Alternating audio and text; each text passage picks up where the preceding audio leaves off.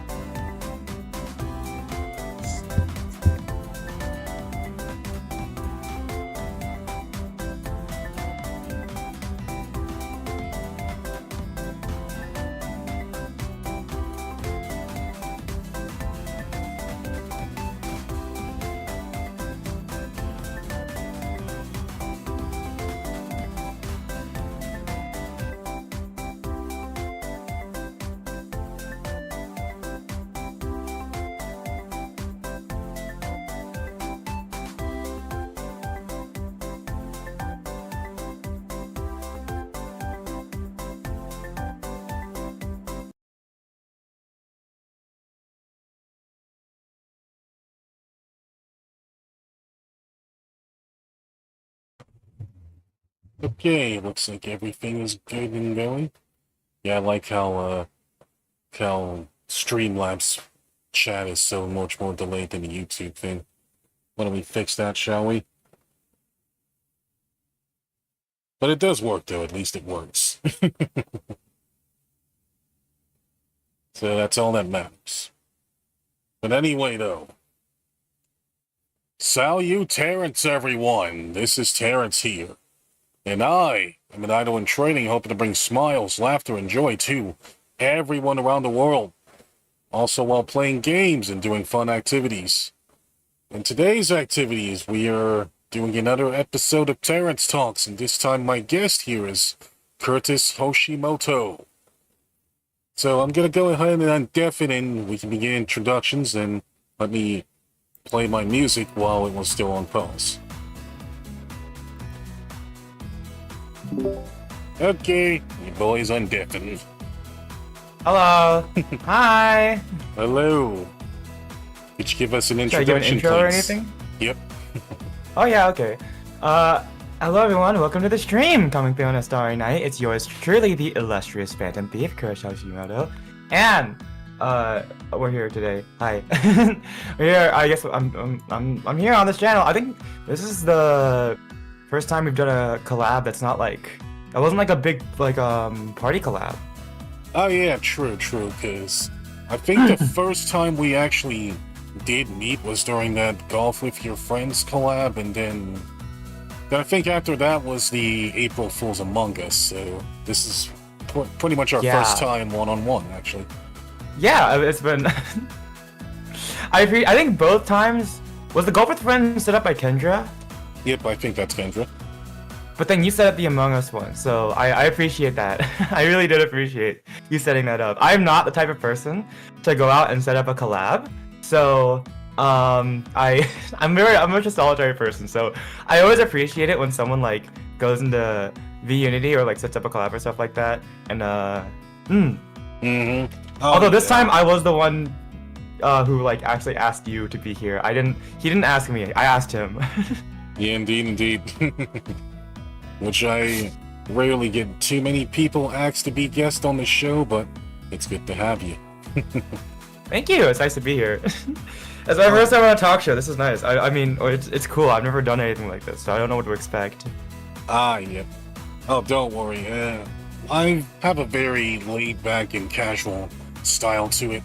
It's nothing super professional or anything, as I am a one-man crew on this channel, so expect the professionalism for me is phonetically accents for too much, though. But I do my best. Doesn't need to be. It's a talk show. A talk show is a talk show. Indeed. But yeah, I've been actually wanting to like, I don't know, collab with you, I guess, because, I mean, like, I've known you for a while, but like, I've never like had the I've never like, I guess like, gone on, or like, and I've never like thought to like ask for a collab, because I was like, I don't know what to do. So it's nice to be here. Yep. This is something I've been wanting to. I guess like being on stream together is something I've been wanting to do for a while. So. Yep, understandable. Alright then, let's start with our first question, which is, how are you doing today? I'm doing pretty good. I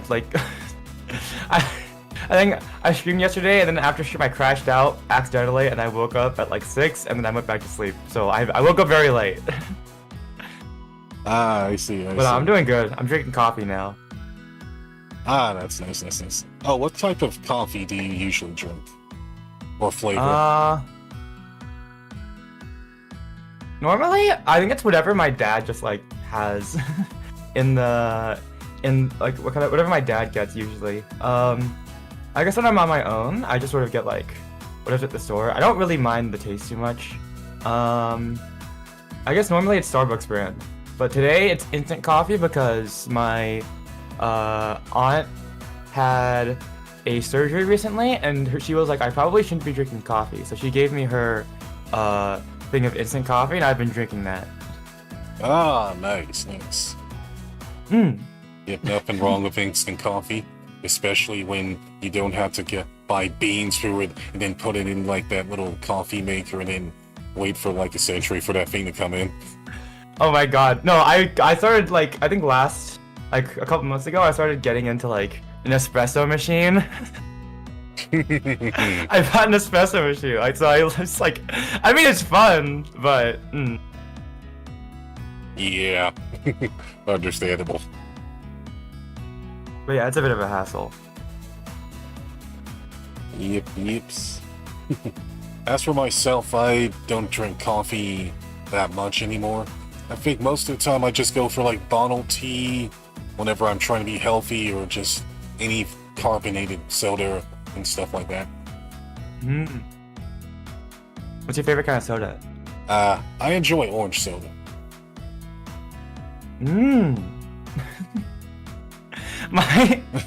That's definitely a lot better than me. I think my choice, it would usually be Coca-Cola.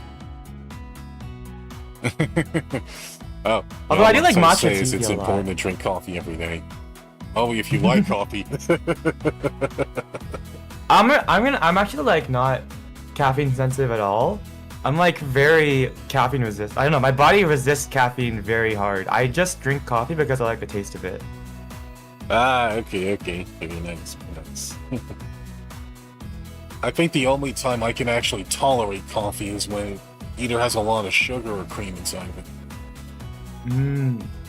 I think it's something you just sort of get used to. Yep. Probably have to get used to its taste. Yep, okay, anyways. On to our next question. Is this your first time being interviewed? Yes, actually. I've never, I guess like, I don't know, I guess not every day you see an opportunity to like ask like, hey, can I be interviewed or something like that? And I guess I don't like, watch, I don't know, I guess I don't follow a lot of VTubers or anything that like do talk shows or something like that, except for maybe you, but yeah, I guess the opportunity never came up. Okay. Understand. I'm also not a very social person, so that probably like contributes to that as well. Yep, that's true as well. It can be tough being social when you're always busy. Oh god, being busy.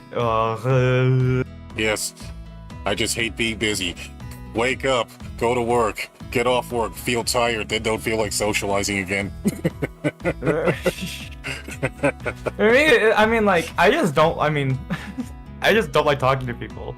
Okay, I think that's not true. I like talking to people sometimes, but I also need a lot of alone time. I'm very introverted, and well, I guess like what like what? Ugh, I've lost my train of thought. Never mind.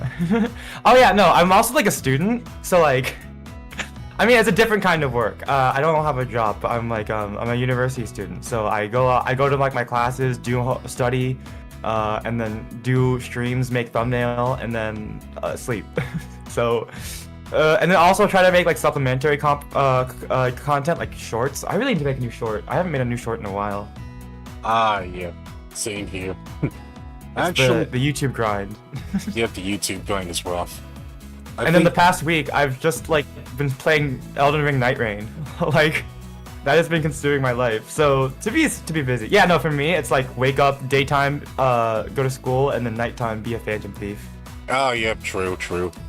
You know, at night time. Oh, yeah, speaking of being a phantom thief, what type of things do you usually steal? You know, I guess I don't really think about like. I don't think it's the object in question that's necessarily the important part. It's more like I think it's the show surrounding it. You know, I guess if I had to put it in perspective, kind of like I guess I don't know. Kaito Kid technically steals specifically like gems, but I think for me it's more about like the challenge or like what the meaning behind whatever that you're stealing is. And then also I always return what I steal, so it doesn't really matter I think in the end.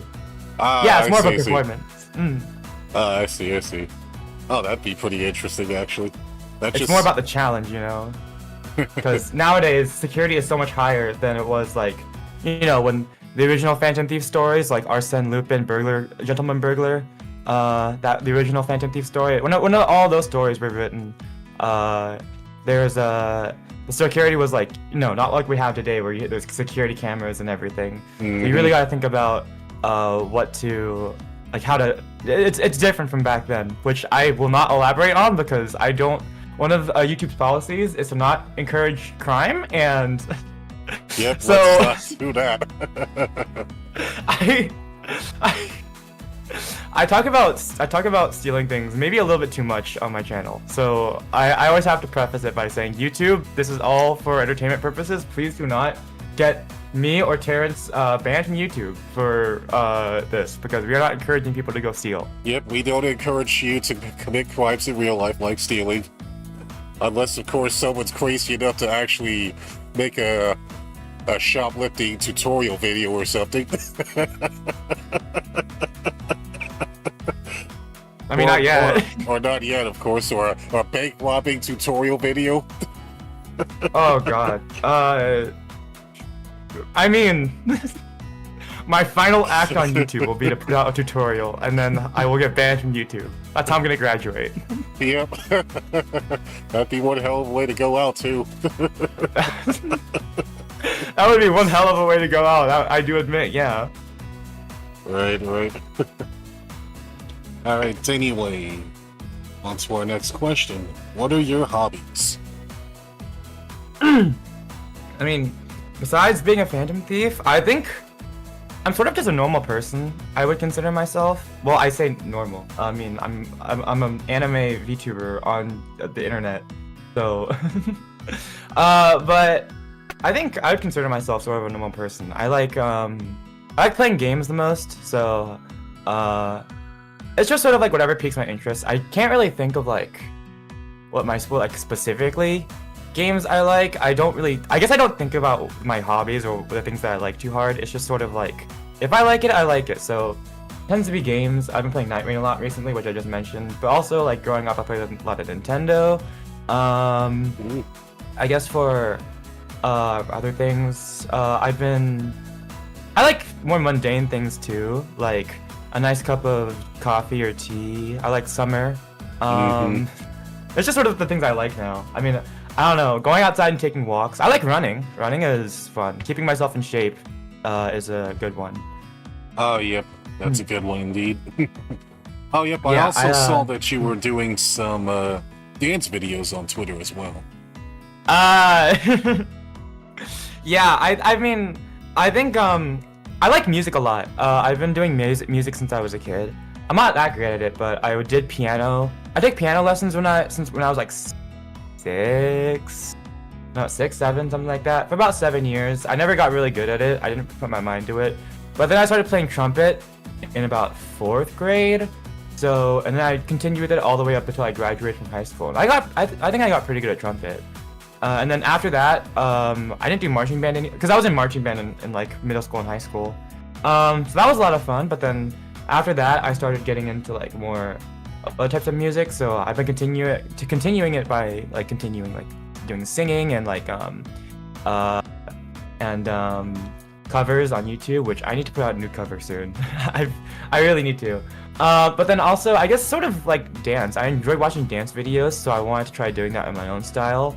I haven't put one out in like a while, which is kind of my fault. But I actually do have like some footage that I just keep forgetting to like upload to my computer and like edit and then upload. So I have like one from last year and I have one from like a couple months ago that I just haven't been uploading. But yeah, I was a trumpet player in high school. But yeah, I think it's just sort of like an extension of like what I like, because I guess music is just another hobby of mine, and I wanted to learn how to dance. So I guess I'm almost like on my idol arc. You're an idol, so. Yep, of course. Dancing is hard. He is so talentive or talentive. Terence, are you? You're talentive. I mean. Of course. We do. What our about best. you? What are your hobbies? Yeah. I'm gonna throw the interview question back at you. That's good. Let's see. I play a lot of video games, and I pretty much grew up gaming when I was a kid, and ever since from middle school to as an adult now.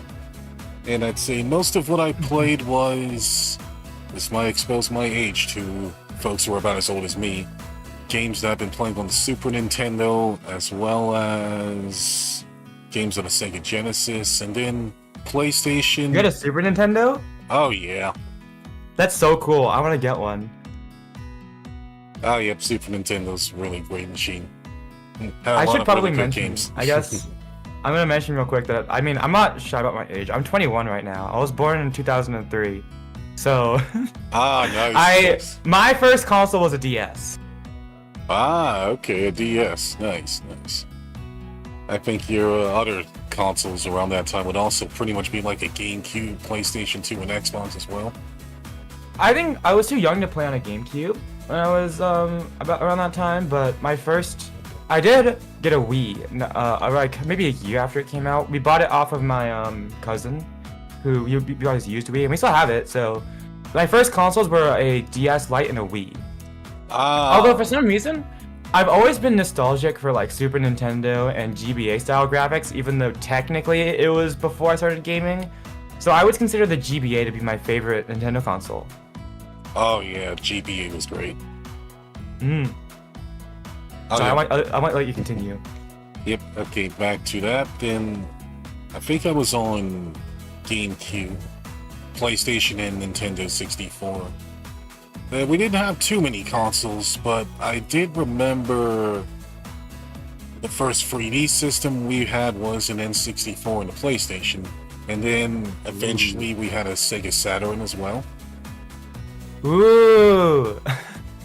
Yep, and we didn't have too many games on the Sega Saturn. Just, I think if I remember correctly, the one we played was the most would have the Virtual Cop, which is like this little light gun game you point at the screen with like a little pistol, and then you shoot at the enemies on screen with one, like little icon games.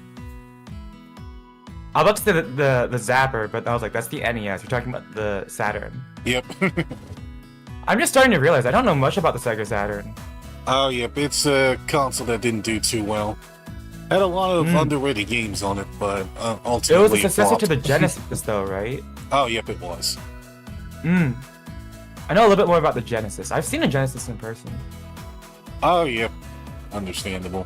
I also own the Genesis. I think the games I played the most on the Genesis would have to be all Sonic's 1 through 3, as well as, we even had the Sega channel too, which that's how we played most of our games too.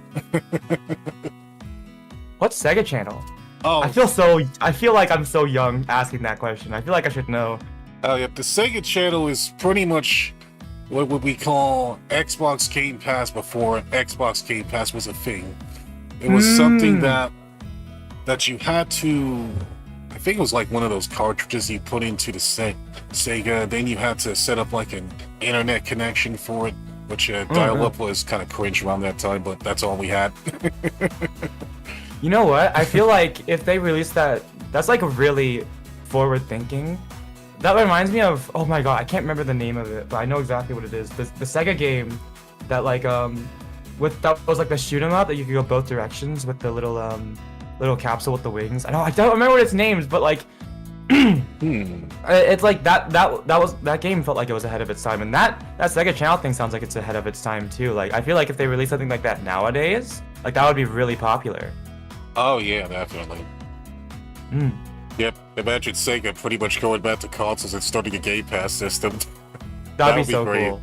Oh yeah, definitely. Yeah. Dear but Sega. I like I don't know, I like retro consoles. We're allowed to call them retro now because they are retro. I actually have an NES, like an original NES. I need to get it fixed though. The 32-pin connector has been wearing out, so I need to bring it into my repair shop and have them repair it for me. Also, hello, Jose. Sounded very excited for that. Hola. That hola right there. Hola. I also, I don't know. I like playing. So it sounds like you a lot of Nintendo and like Sega as well. Ah, yeah, definitely. I think I was mainly just Nintendo. I didn't own a PS4. I mean, my first non-Nintendo console was a PS4, and I think that's my only non-Nintendo console, technically, not including PC. But I just bought it only because I went over to my friend's house during middle school, and we had a lot of fun playing Star Wars Battlefront. So I played that with him, and I bought my own to play Star Wars Battlefront. And then I didn't play that much on it because PS Plus costs too much, especially for like a kid with no allowance. So I never really played online. It was so bad. We bought Overwatch for $60, and then I couldn't play it because you needed a subscription to play it. Oh yeah, gotta love EA. But I did play, yeah. But I did play Persona 5 and Nier Automata on PlayStation 4. So those were good. Ah, nice. Yep, Nier Automata was. I hear a lot of good things about it, and I hear how good its story is. I recommend it, although I'd never finished the third playthrough. I guess since you haven't played it, I won't spoil it. But you do like, I guess there's New Game Plus. Oh, yep, thank you for the membership for 5 months, Jose. Much appreciated.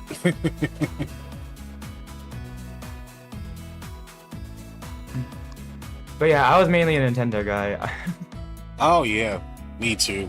I think I didn't really start getting really hardcore Nintendo into the things until I actually bought a Wii with my own money.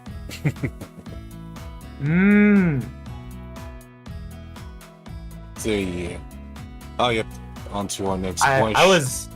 I was hard gaming by the time I was like 3. I was playing on my sister's copy of Platinum, and then I got my copy of Soul Silver on my own, and I put in so many hours in the Kirby Superstar Ultra on my DS that I can legitimately speedrun the whole game. Oh, nice. Very nice. I've actually done speedruns of the game. I guess I'm technically I did submit a run to speedrun.com for Kirby Superstar Ultra. What was it? Beat Revenge of the King category, which is basically any percent. It took me like an hour and 18 minutes, I think. Ah, okay. Oh, that's good actually. Wow, imagine beating a game in 30 minutes. I think world record was like 50 minutes. I can't get close to 50 minutes, but it was a fun run. Ah, okay. Oh yeah, that reminds me. Okay, I could literally go on about Nintendo forever. I don't know if you want to keep talking about this or if you want to go on to the next question. Oh yeah, I was already suggesting that.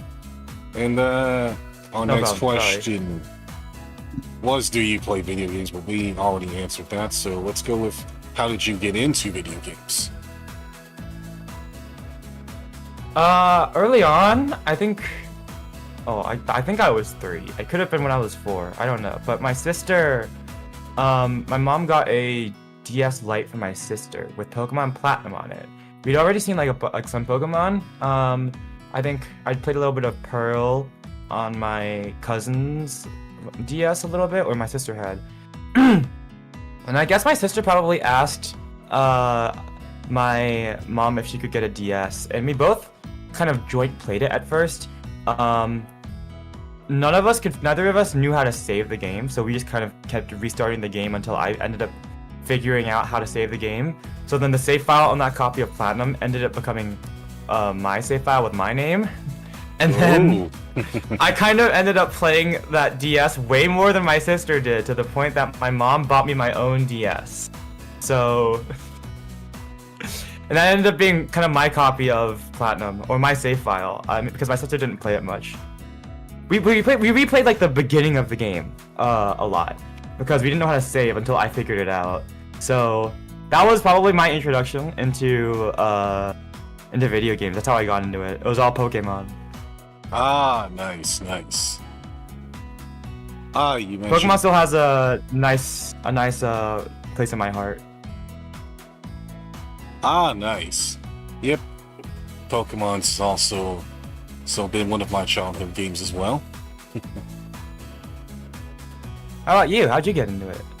Yep. I got into video games when my brothers pretty much kind of played together a lot. And I think one of the games I did remember playing with them the most would have to be, I want to say, Twisted Metal on the PlayStation. Where me and my oldest brother pretty much always tried to co-op through the whole campaign around that time.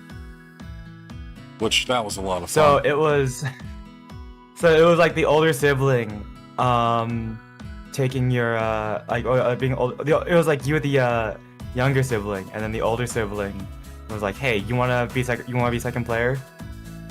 Oh yeah, it was something like that.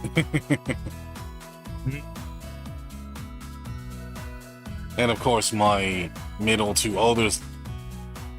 brother, who's also older than me, was more competitive, so we always played competitive games together, with him mostly winning most of the time and him gloating in my face about it.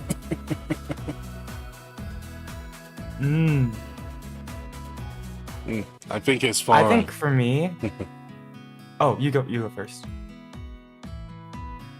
And yeah, and I think I can't say I remember too much about the game we did play, but I think it was one of the earlier Tony Hawk games, I think.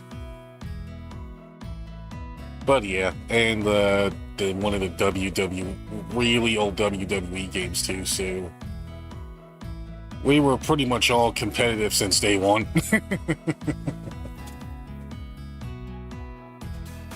I think it's a bit weird for me because I'm the younger sibling, but I was also the more into gaming one. So sometimes I'd ask my sister if she wanted to play with me, but then since she has the older sibling energy and she's the since she's the sibling with the she's the older sibling energy, has the more dominant like energy, I guess, she would get mad at me for playing better than her. I see. I remember, like, when we were playing, like, Kirby's Return to Dreamland for the Wii, and she wanted to be Meta Knight, so she'd obviously have to be Player 2 or something like that. Yeah, because Player 1 has to be Kirby. But she would get mad at me for playing Kirby because Kirby Player 1 is the one who controls the camera in that game. Oh, yep. So I literally have to sit back and let her do her thing and try to just follow her around because she wanted to play she wanted to play Meta Knight, but she was frustrated that I was the one controlling the camera. Oh, I see. Yeah. It was one of those instances. Also, hi Raiders. Hello. Oh, yep. Welcome in, Raiders. Welcome in. And how was your stream, Inochi? Hope everything went well. Sorry, I was wondering if you're gonna address them. I don't wanna address them without your permission. That's okay. I just didn't want to interrupt our whole Also, hi, conversation Nachi. for that. No, it's totally fine. It's your stream, so I think you should, if you want to, you can be Oh, like, yeah, this is how goodbye, it'll flow." Yamato, and hope you enjoy the rest of your day. Oh, yep. Okay, on to our next... Oh my god, I was question. like wondering, like, who the heck, like, what do you mean? It said hello to that guy over there. I'm like, who's that? Like, I'm like, are you just being rude? And I realized their name was actually that guy over there.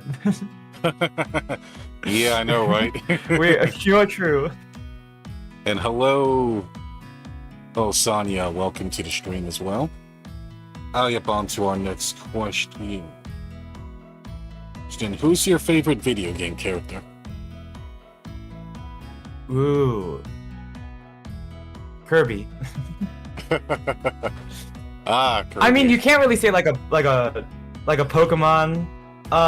Like, I guess because there's so many Pokemon when you play, like, I think Pokemon is probably what I would consider my favorite franchise. But then it's like, I guess you just pick like an individual Pokemon or you pick an individual trainer. But in terms of like, I think I like Kirby more than I like any individual Pokemon or trainer. Ah, okay, Kirby games are just so much fun. Oh, yep, definitely. He's such a cute little guy, and then he's like probably one of Nintendo's strongest characters though. Indeed, I love him. He's great. Very great. He can pretty much destroy worlds, pretty much eat anything without No, getting literally. sick. I would be so scared. Kirby would win in my books. And I love playing Kirby in Smash as well. He's my favorite. He's my main. Ah, nice, nice. Oh, yep, What about speaking you? of Kirby, what would you say your favorite Kirby game is right now? Ooh. Okay. For nostalgia's sake, Kirby Superstar Ultra. There's so much you can do in that game. I don't know. I know that game like inside out, but it's just, God, there's so much you can do. It's challenging at times, even though it starts off easy. The powers are, I don't know. It was like one of my first Kirby games, and there's just so much you can do in the game. There's so many powers and stuff like that. But I think my second favorite Kirby game, and it's pretty close, is Planet Robobot. Planet Robobot is so good as well. Ah, nice. Yep, that had to be one of the only Kirby games I haven't played besides the other one that's on 3DS, besides that one. I highly recommend it. It's really good. It's so good. I won't say anything about it because I don't want to spoil it, but man, I love Planet Robobot. It's partially because I think it has a lot of references to Superstar, which is probably my favorite Kirby game, but it's also just really good mechanically on its own. Ah, yep, definitely. Oh yeah, as to answer your question about who's my favorite video game character, it's Link from The Legend of Zelda. Oh, how could you not? Yep, Link is pretty much one of my Oshis when it comes to video game characters. Dude, he's so cool. Oh yeah. I think one of my Even Reggie Fils-Aimé, he agrees. Link's hot. Yeah, he's very hot. Shirt off, shirt on, of course. Link is hot. Although I will admit, I'm not used to seeing him with long hair, but him with a ponytail is pretty hot too. Yeah.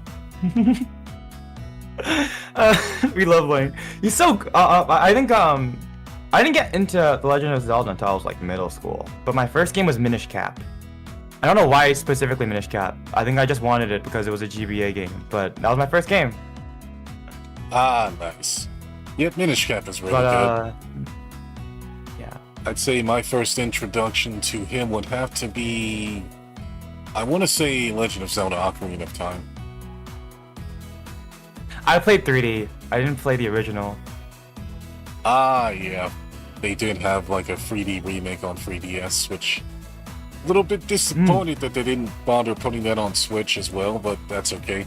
They still have the original, so I can forgive them for that. Yeah, they put the original on there. I mean, the question is it's always been like, how do you port a 3DS game to another console? like or like in any of the DS games really, because they required both of the screens. So I think, for example, my friend my friend Lance, he's been like asking for like one of the things he wanted was like a remake of Kid Icarus Uprising for the 3DS. Oh And yeah, that would be he great. was yeah, and he was like, bring it to Switch. And my thought is, how do you put it on Switch? Because it's a 3DS game. To be fair, Kid Icarus Uprising doesn't really use the touchscreen, the secondary screen as much as other games would. Because you kind of just use the touchscreen to aim, so you could very easily port that over to Switch with like maybe like motion controls. Yeah. But it still stands like when all the DS games were made and 3DS games were made with the secondary screen in mind. How do you exactly how exactly do you port that over to another console? Oh, yep, there is. That is true, actually. Although, they actually did start doing a remake on Miitopia on Switch, actually, which that was also originally on 3DS, and they brought that to Switch as well. And then I think a few other games, if I remember, was... What was it called that... Oh yeah, Monster Hunter Generations Ultimate was originally on 3DS, but they also brought that on Switch as well, so... I think it depends on how much the screens get used or not, so it's possible. I think so. Although I think the last time I saw a game that actually did that would have to be Final Fantasy Crystal Chronicles Echoes of Time. Well, that's a mouthful of a title right there. What the heck is that? All I played is Final Fantasy 1 and 2, man. You gotta give me a little more than that. Okay, basically the Crystal Chronicles games are spin-off games that are pretty much action RPGs that are dungeon crawlers. They started off on the GameCube, and then they eventually came to DS and modern consoles now. Which they do have the HD remaster on Switch as well with co-op. Oh. Yeah, I just have 1 and 2. I've just played 1 and 2. I played 1 and 2 for the GBA, and then I have 3 for the DS, which I haven't played yet, so I gotta play that. I guess I kind of feel like I'm gonna I might go in all the Final Fantasy games in order, which is not really how they're meant. Like, I know each Final Fantasy game is like their own standalone title, so it might take me a while before I get to 14 or 15. Oh yeah, definitely. But I mean, it's just kind of my natural progression now. I gotta play 3 sometime. Oh yeah, 3 was really good. Yeah, I'm like weirdly, I guess, into retro games, considering the fact that, I mean, I keep talking about how my first console was a DS, but I'm weirdly into like all the Super Nintendo and NES games and that era, which I think, I mean, it's I don't really know why, but I've always gravitated towards that sort of era, like the GBA and before. So, Indeed, understandable. I even got myself like a DS capture card, and I've been playing GBA games on my channel. Ah, nice. And it's been like, so it's actually been like a neato investment, because then I know everyone does emulation when they want to play like those types of console games, but I just decided to invest in a DS capture card, so that way, I mean, it's still technically official hardware because I'm playing on an actual DS. It just has a capture card mod on it.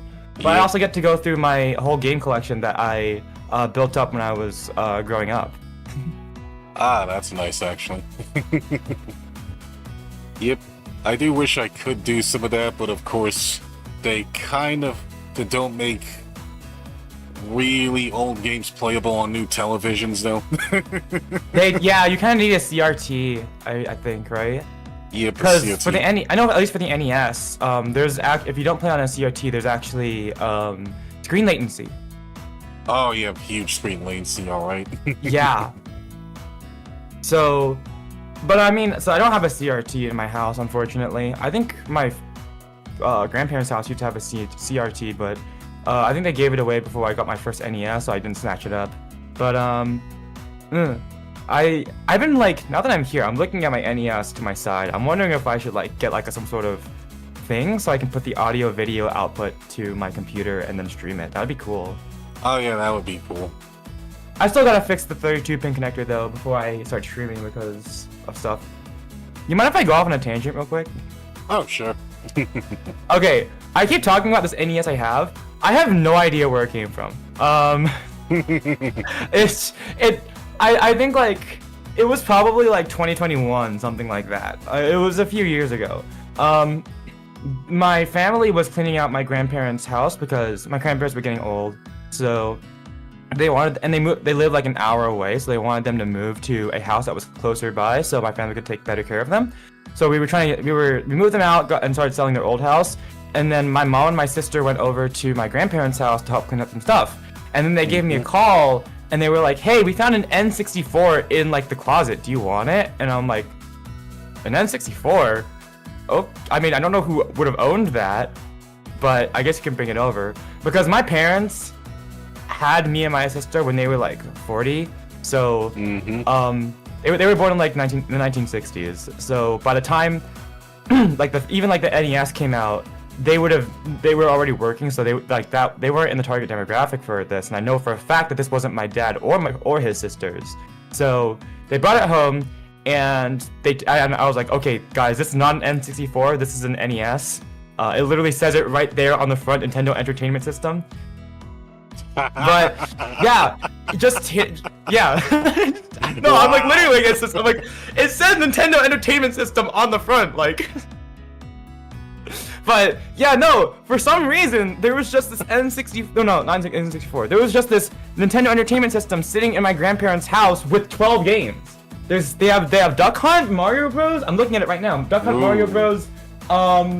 Tetris, Metroid, Ghosts and Goblins, Iron Sword.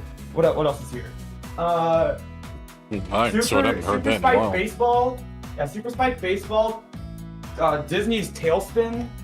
Tailspin's a a good baseball one. game, Spelunker, and Top Gun. And then I think I bought a copy of Mario Bros. 3 at some point. But yeah, I'm just like sitting here with like there's this whole tub of games and NES, and I don't know who it belonged to because it certainly wasn't like no one in my parents' generation would have owned it. So I don't know where this NES came from. There's no one my parents' generation. There's no one in my parents' generation who would have played on an NES, and then my generation came, and then my generation, everyone is too young to have owned an NES. So I literally don't know who it belonged to. It feels like it just spawned in my grandparents' closet, and now it belongs to me. Oh, But that's it's used. It's clearly been used because the 32-pin connector has been is in a state where it needs to be replaced. Like it wasn't originally, but like I can over time it's been like, okay, yeah, this needs to be replaced. But like clearly it has been used. I just don't know who it belonged to. Yeah. But it belongs to me now, I guess. Indeed. But someone clearly was playing on this. Like, it's clearly like someone owned this thing and bought a lot of games for it. I asked my parents and they're like, we don't know who this belongs to. And, I don't know who it belongs to either. So, yeah, I don't know. Right. That kind of sounds like a nice little horror story right there. Curse of the abandoned NES right there. It should be scared of me. I'm the Phantom Thief. I'm gonna haunt it. I know, right? I'm kidding. No, I take good care of it, and I need to replace its 32-pin connector. So you're in good hands. Whatever evil spirit is inhabiting the NES. Indeed. Hmm. And I'm pretty sure that it's probably in love with you, Sal, too. It was really it was really fun. After not that long after I got it, I started playing Tetris on it. I was in like a Tetris phase, so I wanted to get good at Tetris. And then my mom walked in and she started backseating me. Yeah. She was like, you should have put that piece over there. I'm like, Mom, I'm trying. That was a fun bonding thing though. I think shortly after she taught me how to play Minesweeper. Oh yeah, definitely. Oh yeah, Minesweeper was always fun. Oh wait, did they ever release Minesweeper on consoles? That would be sick. Can we get Minesweeper for the NES? Not the NES, sorry, the Switch. Can we get Minesweeper for the Switch? Yeah, you hear that, Dad? It's like- Can you make Minesweeper for the Switch, please? Yeah, put it in a bundle package with calculator for the NES or for the Switch. I mean, I keep getting this mixed up. The Switch. Yep. You can speedrun calculator and Minesweeper and. I know, right? Very nice. I mean, if they made calculator for the Switch, why not Minesweeper? You know? Yeah, why not? You know, Yeah, that would be sick. a nice little budget game to pass the time just in case people can't afford their $70 for $80 games. Up on to our next question. Got a little sidetrack there, but that's okay. What anime do you watch? Okay, I don't know if this makes me weird, but I know I'm a VTuber, but I don't actually watch that much anime. I never really have. I guess sort of like I did grow up around a lot of people that liked anime though, and I will admit like as an Asian American living in a community with like a lot of other Asian Americans, like that sort of culture has always been like around me, I guess, so it's sort of normalized. I just sort of didn't engage with it until I was like high school. I think I started watching anime because all my friends watched it. So I was like I might as well get in on this. But I think I started out with Kill la Kill and One Punch Man and JoJo's Bizarre Adventure. And then I watched some other ones like Chunibyo, Love Chunibyo and Other Delusions. And then I also watched Beyond the Boundary or Kyokai no Kanata. Yeah, I think that one's I don't know if that one's like a little bit more niche. I mean, certainly not as what mainstream as like One Punch Man, but I like that one. That one was cute. And then I think what else did I watch? I mainly just watched popular stuff. And it's only like maybe like one anime a year since high school. I usually ever watch, so it's not that much. But I watched That Time I Got Reincarnated as a Slime, seasons 1 and 2. I watched Bocchi the Rock. And I watched Frieren. And that's I guess I did technically watch the Pokemon anime growing up.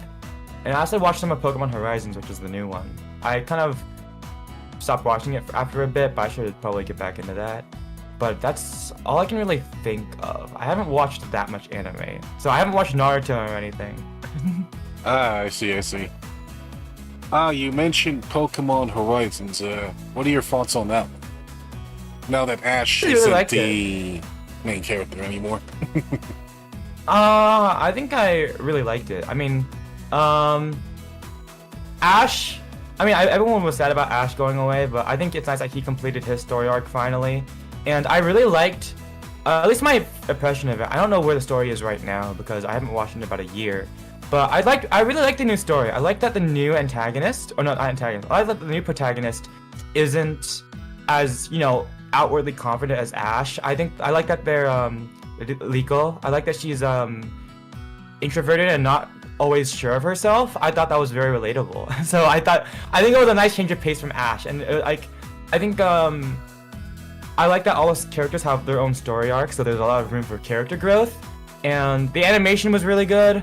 And I like that the at least in my impressions, the main antagonist, at least up until like maybe like episode like 35 or something like that, whatever, when they started making them goofy, they were really like threatening at first. Like they were really scary compared to like the goofiness of Team Rocket. It was really such a tonal shift. Like not only was it like I mean, it's still obviously geared towards kids, but it wasn't as much of like, it wasn't like the villains of the week were like ineffective or anything like that. The main characters felt very relatable because of how they were, due to their like vulnerabilities and everything, and how they learned to overcome them. And it was, and I don't know. First two episodes, God, it was such like a shock. Like, I think at some point they did start making them a little bit goofier, the main villains.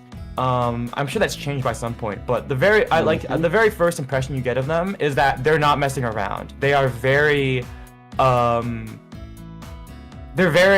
single-minded and very actually like threatening. And I thought that was a really cool change of pace. Ah, okay. Yeah, I was other than hearing that, a little bit of mixed feelings about it, so wasn't really sure if I should get into it or not. But now that I heard your recommendation, I think I can watch it with confidence now. I guess don't expect the same thing as the original anime. I think it's a lot more of one overarching narrative rather than like an adventure of the week. I think at some point it does start switching over to maybe adventures of the week when they need to start filling in episodes at some points, but there are very much sections where it is like a continued story towards like an overall goal, and it feels a lot more plot driven that way rather than a bunch of disparate episodes or plot lines sort of making up one big season. So I do like it for that. Ah, okay. Very nice. Oh yeah, as for how I got into anime. Oh, what anime do I watch? I mostly watch a lot of shonen stuff. Yep. I'd say one of the very first shonens I did watch was Dragon Ball. Classic. Yep. All I can say is that I've watched Dragon Ball Z Abridged, so that's my experience with Dragon Ball. Ah, I see. So, although Dragon Ball Z Abridged, I've heard, does have good writing at some points. Like, that's actually kind of close to the original, so...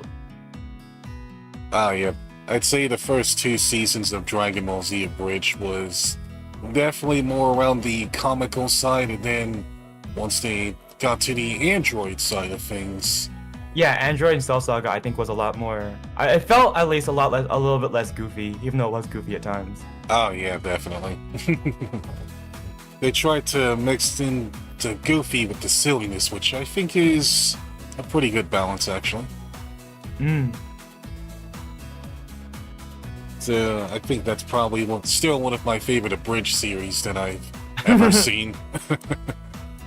Yu-Gi-Oh! Abridged might have been the original, but I think Dragon Ball Z Abridged was definitely probably one of the defining ones.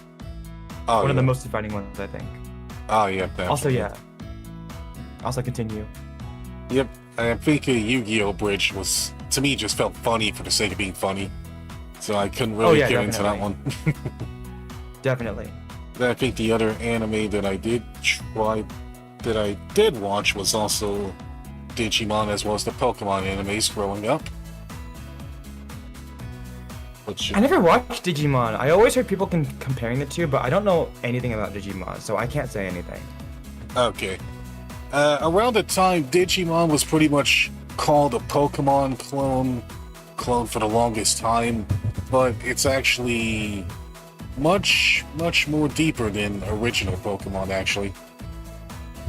I hear it is. It never really stuck out as a Pokemon clone in my mind, though, so... Ah, yeah. But that's also because I don't really know anything about it.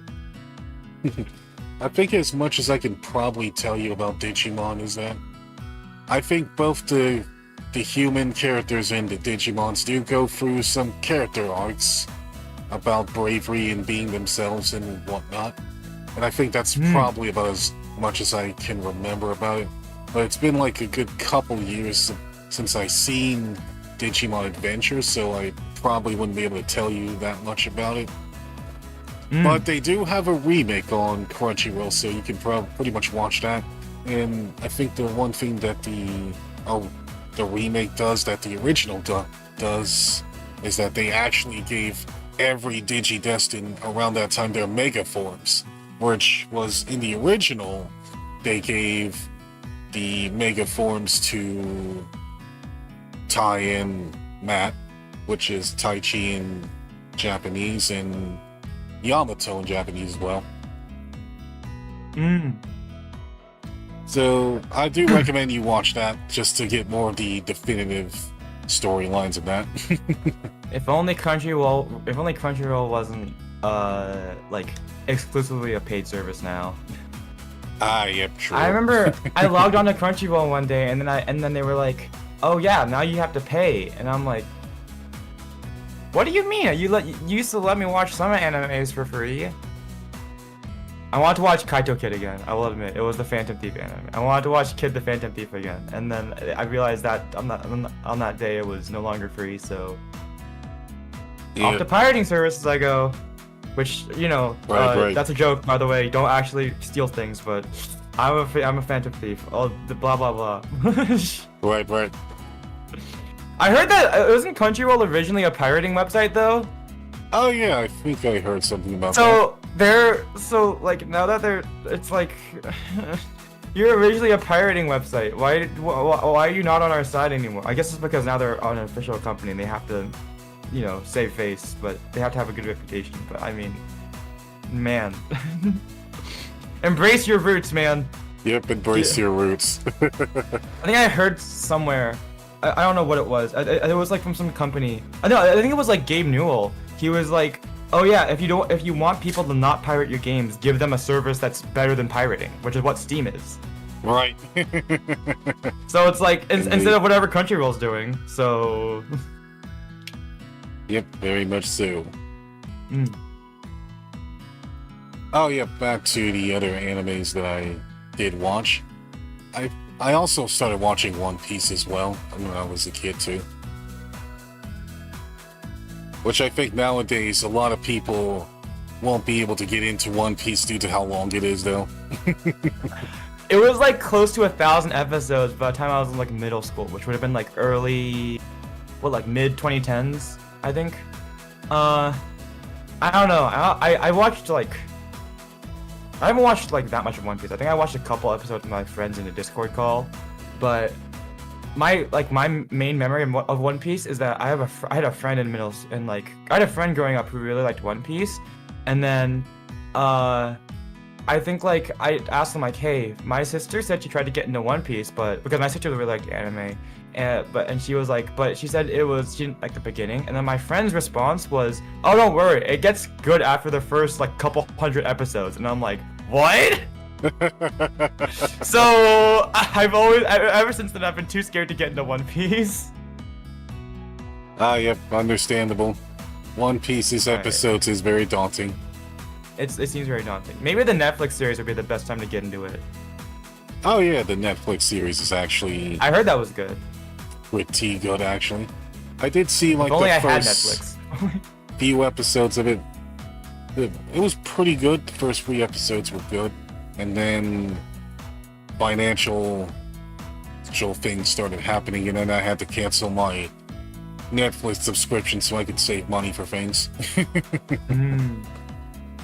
AKA VTuber content stuff. Yep, VTuber content stuff as well as utilities. Utilities is more important, but VTuber, yay! Yes. Anyways, yeah, let's continue on, please. Oh yeah, and then I think that would probably be the rest is history. But I mostly just watched a lot of shonen in animes most of the time because they were pretty much my comfort zone when it comes to animes, and I think nowadays I start getting into more sports animes now, as well as certain slice of life animes, because I always kind of find romance animes and some of those slice of life ones a little bit on the boring side to me, because if you don't have action on the screen, then I kind of get bored pretty easily. ADHD brain and all. Same, ADHD brain right here. I think I watched. I watched a lot of shonen anime too. I guess. Of the ones that I have watched, I guess mostly was shonen animes. Yeah. Oh yeah, let's get back to our next wish. Yeah. Speaking of sports anime, I'm not gonna go on a tangent, but did you watch Blue Lock? Oh yeah, Blue Lock's was great. I don't know much about Blue Lock, but I just know it exists. My first experience with Blue Lock was, I think I was in Japan, and then there was just I was like waiting in Tokyo Tower, and then there was a Blue Lock stand next to me, and I asked my sister if she wanted anything, and she said, no, I don't like Blue Lock. I don't know anything else about Blue Lock other than it's soccer, so, I mean, it seems cool though. Oh yeah, the most I can tell you about Blue Lock is that when you pretty much look at soccer animes, a lot of times they always talk about bonds and teamwork and all that other stuff. But Blue Lock is pretty much the exact opposite of all that. Even though it is about soccer. What sports is really like, the individual players' egos. Yep. Okay, anyways, yeah, let's continue on. Yep, it was more about the players' egos, as you said, and also about how they coexist with each other while dealing with each other's egos, of course. And that was pretty much what like the entire first season of it. And the entire second season, though, was... I can tell you that it starts off with really, really bad animation, but once it gets to like the second half of it, it gets really good. Okay. So, yep, you can watch Blue Lock if you guys want to. That's your Terence recommendation, right there. Indeed. Don't let the bad animation fool you. They have some really good characters with good stories. Oh, yep, on to our next question, which... Oh, yep, here we are. How did you get into watching anime? Oh, I guess I kind of already mentioned this. It was just because a lot of my friends watched anime, and I was like, I kind of want to connect better with them, so I just started watching some. And also just because I saw a lot of, like, anime memes online, so I was just like, I might as well just start watching a little bit, just to culture myself, I guess. Okay. Understandable. Always important to try to fit in with the trends of the modern era, of course. Even though trends always change all the time. That's probably the only time I've ever been fussed about trying to get into a trend, though. I've never really been that fussed about it. It was also just sort of like, I mean, since I kind of grew up around it, especially with my sister watching anime all the time, it was just sort of like, I give in. Might as well start trying. I still don't watch that much anime, though. Like, it's only it's only every once in a while, so... Oh, yeah, definitely. I mostly just keep up with all the seasonal stuff, or at least whatever seasonal anime piques my interest, and I rarely go back to watch certain series that I fall behind on. It's always put it on the list, and then you never get around to it. Yep, pretty much. Oh, yep, on to our next question. Oh, this is a good one. Who's your favorite anime character? Oh, why is this even a question? Kaito Kid. I was like, why did I have to think about this? I was like, oh, Kaito Kid, definitely. Like, Nice. It has to be him. Of course. Yep. Would you say Kaito Kid would be your Vtuber Oshi before you became a Vtuber? I guess. I mean, I think I don't know. I don't really use the word Oshi, but I mean, I guess if you could, like, I guess technically that would be correct. He's just I don't know. He's a cool fandom thief. I like him. I think I actually just sort of passingly knew about him when I started VTubing, and then after I did that, I watched the anime. I'm gonna be real, I didn't watch him before, but I would say that he was, I think, one of my bigger inspirations for being a phantom thief when I started out. Nice. Understandable. Oh, yep, I don't think I've seen his standalone anime, but I have watched Detective Conan and see his many appearances, and he is very skilled at what he does. Yeah! I actually went to Anime Expo once cosplaying as Kaito Kid. I mean, I think I fit in that costume really well. Okay, nice. It worked out really nicely. Oh yeah, if you guys would have see pictures of Curtis cosplaying as Kaito Kid, you're probably gonna have to sub to his channel now. Oh god. I think I might have posted it once, but then I think deleted them, and obviously I censored my face. So I see. I mean, you could just here. I could just. There we go. I have the hat. Yeah, you can just put on. I don't have a hat. monocle though. Yeah. Well, I have my mask too, but we're not gonna go through all that jazz right now. Yep, understandable. I brought my tools for the trade. Of course. Oh, yep. Speaking of Phantom Thieves, do you actually do any killing or injuring? Of course. Absolutely not. I am a little too soft for that. I don't think I could bring myself to hurt someone. Ah, okay. Oh, so you're a lot more gentle compared to Kaido Kid then. I mean, he doesn't really hurt people. I mean, to be fair, I haven't watched much of Detective Conan. So, I would say probably, I mean, like, if I had to go for reference of, like, hurting people as a Phantom Thief, I think that'd probably be, like, what, Lupin the Third? I don't think they have qualms about that kind of thing. Oh, yeah, definitely. But Kaito Kid, I don't really think he goes out of his way to hurt people, ever. I mean, he has a card gun, but it's not really lethal, so... Ah, nice. Very good. Yep, now we're on to a much more slightly deeper question.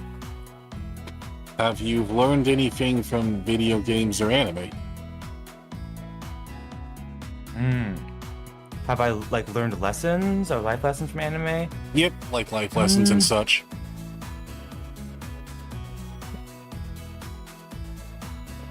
That's a good question.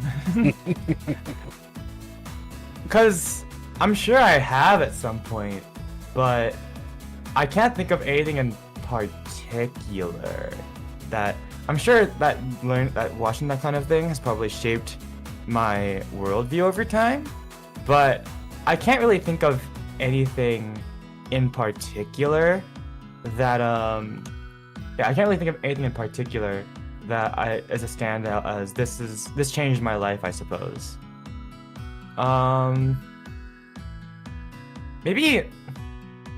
Maybe just the experience of it in general that probably shaped my life, because I mean, I'm a VTuber now, so I'm sure games and anime had something to do with it, but I don't think it was one thing in particular. It was probably just a buildup of it at some point. Ah, okay. I would say though, since I am Asian American and a lot of my friends are, I think it might just be that, like, that sort of culture that I sort of grew up with might have also helped shape that kind of thing. I wouldn't say it's purely because I'm Asian American, because I mean there's also like the American part of it. So I don't know how much of it is the fact that I'm Asian or the fact that I'm American. But I did grow up around a lot of those kinds of things. So I think there is just sort of like it's sort of a mix of just like my upbringing, I think. But yeah, I can't think of anything in particular that led to, like, I can think of as like one particular thing that influenced my upbringing. Probably just like a mix of it over time as I was growing up. Ah, understandable. How about you? Yep, as for me, I think I pretty much learned from video games and anime, especially from JRPGs, is that you should never take the easy way out on anything, because if you always take the easy way out on most things, you'll never learn or grow as a person or anything. Oh my god, I think like my sister, whenever she plays games, she complains about how hard the bosses are. Like she was trying to play Nier Automata.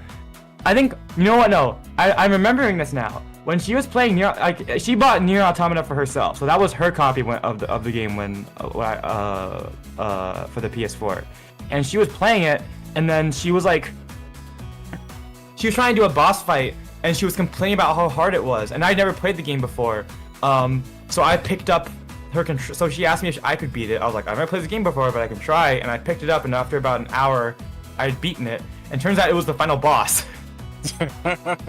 So I went back and played it on my own, and I ended up being like, what, 10 levels higher than her when she was fighting the boss?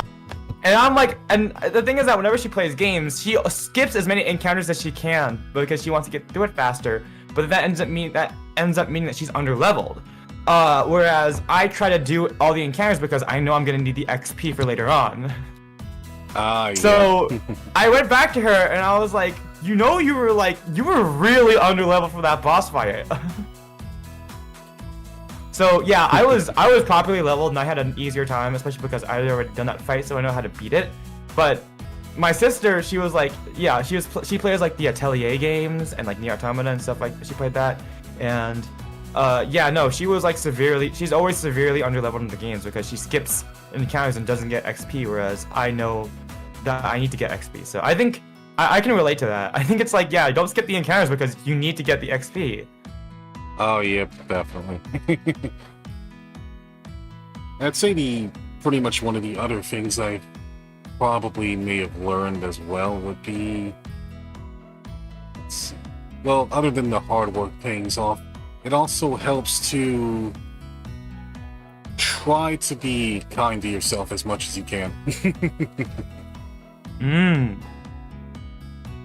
Self-care is important, guys. Indeed. Don't be like me and don't go to sleep. Right. Make sure you get good sleep and rest and everything. Yep, make sure you have good sleep schedules as well. And not try to always sleep for 2 hours a day like me. Be a good student. I'm an awful student. Right. God, I need to be a better student. Anyways. Yep, I think that was about all for my little story. I think that's about it. Move on to our next question, and that's... Okay. Where are we again? Favorite anime character... There. Okay, now we're on to random subjects now. What's your favorite food? My favorite food? Ramen. I love ramen. Whenever I want to go out and treat myself, it's always go get ramen. I love ramen so much. And it's not just like ramen places. I have a good taste for, like, I guess, good quality, authentic ramen, sort of like that kind of thing. But I also like, I'm also a fan of cheap food. I don't know. I mean, like, expensive food. I mean, like, I'm not really like a big fan of like going to expensive places. But when it comes, I mean, like, good quality ramen at a good price is good. But I just love cheap food, so I love cup ramen as well. Cup noodles. It's nice. It's a little bit unhealthy, but I don't know. Cup noodles is my vice. So cup ramen in general is my favorite thing. Nice. What would you say your go-to cup noodle flavor is? Ooh, shrimp. Shrimp. Okay. Very nice. I don't really like the shrimp ones that much, but I enjoy always the chicken and beef flavors at least. I think, to me, I like chicken the most at first. But I think chicken has like the most flavor. I don't know, to me, beef has the least flavor. I don't know. Yeah, beef kind of has a bit more of a savory kind of taste to it, but that's kind of why I like it, because it's not super hot, not super cold or super overpowering when it comes to flavor, but it's very savory.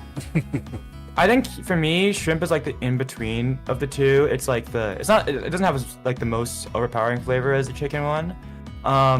But that also wasn't my favorite at first. I think with me it was like, it used to be chicken was the best, but then now shrimp has grown on me. I think I like shrimp a bit more.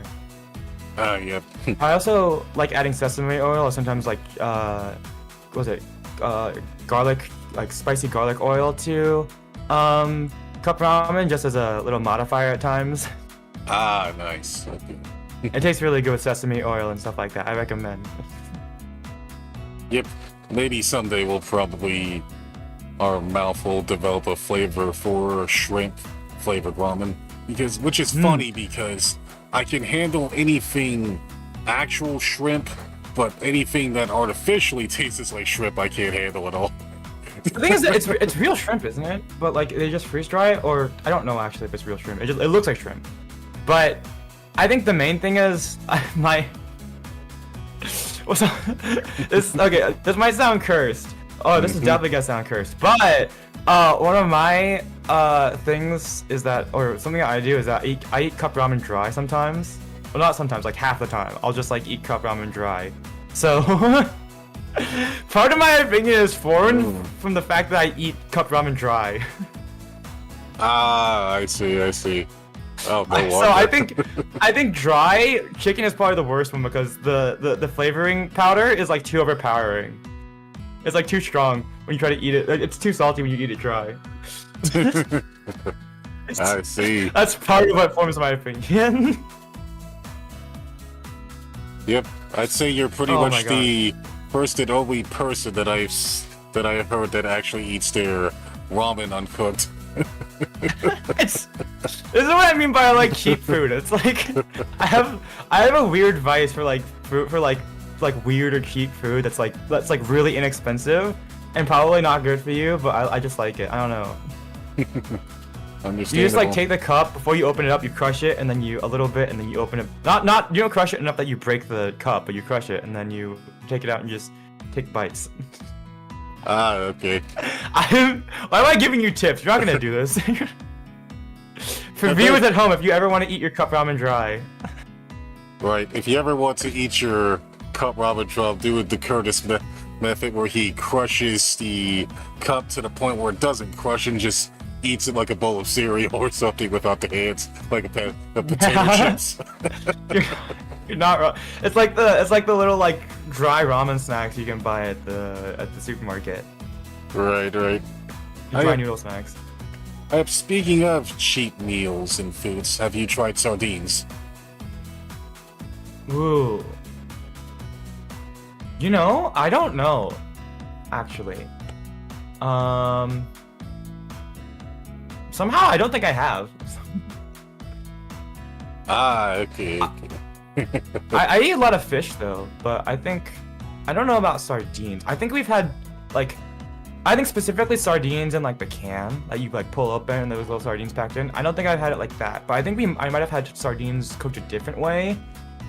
There's like this method that we get like supermarkets. It might be like an Asian method now that I think about it, of preparing sardines. But it's like, I think they like deep fry the whole fish, especially when the fish are like pregnant and full of eggs. So then you bite into it and it's like, you can eat the whole like sardine by itself, but like it's fried and crispy. It might be pan fried, but like, it's like fried, it's crispy, and then, the inside is like full of eggs and stuff like that. Mm-hmm. Ah. That's one way of preparing it. But I'm pretty sure those are sardines, but I don't know about sardines like in the can. Ah, yeah. Yeah, I brought that up because I actually have had sardines from those little cans you can peel up and eat, and I'd say after eating those things, especially when you have like the oil in them, they're actually kind of good, but then if you leave them out for a while too long, they start having a really bad aftertaste. But oh yeah, no, seafood and fish always spoils pretty quickly, so it's best not to leave like seafood and fish out. Yeah. Although the first time I actually heard about that cooking method though, where you actually deep fry them. That sounds actually pretty good. I think it's deep fried. It might be pan fried, but it's some sort of fry. But I mean, now that I think about it, we never like did it ourselves. We always bought it from the supermarket. So maybe it might be an Asian thing. Now that I think about it, or it's probably an Asian thing. Ah, okay. We'll probably have to try that someday once we're too broke to afford Uber Eats now. Sorry, I don't remember the name of it, so I can't tell you what the dish is called. But I'm sure it wouldn't take that much research to figure it out. Yeah, understandable. Yep, on to our next question. What are your pet peeves? My pet peeves.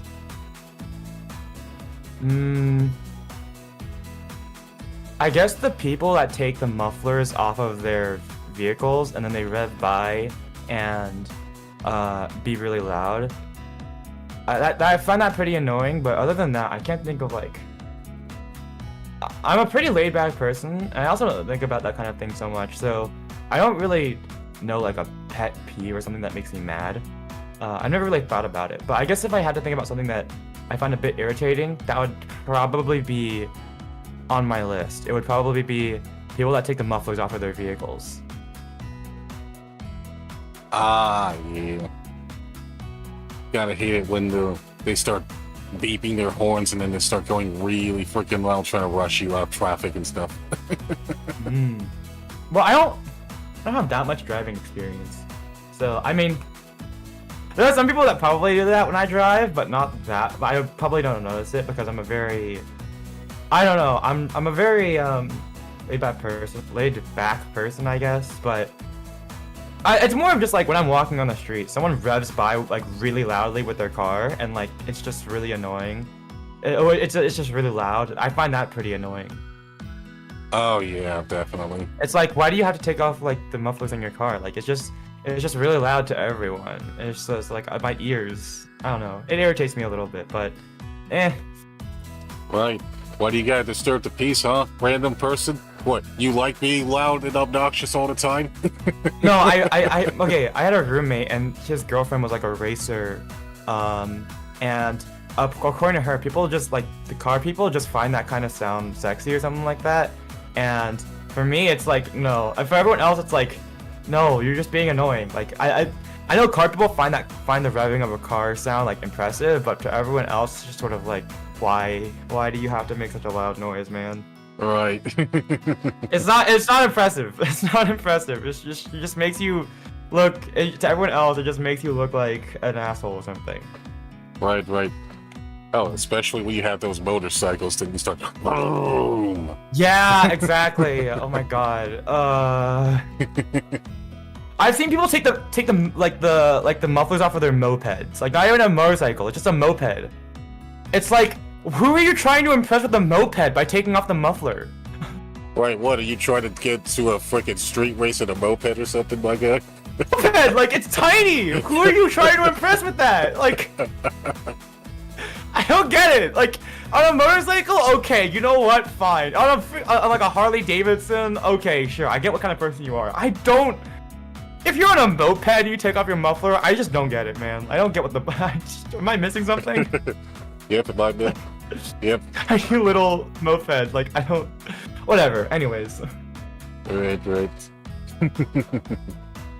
Alright, then, on to our next question. What was your biggest inspiration for being a VTuber? Yep, onto the VTuber questions now. Yay, my biggest inspiration.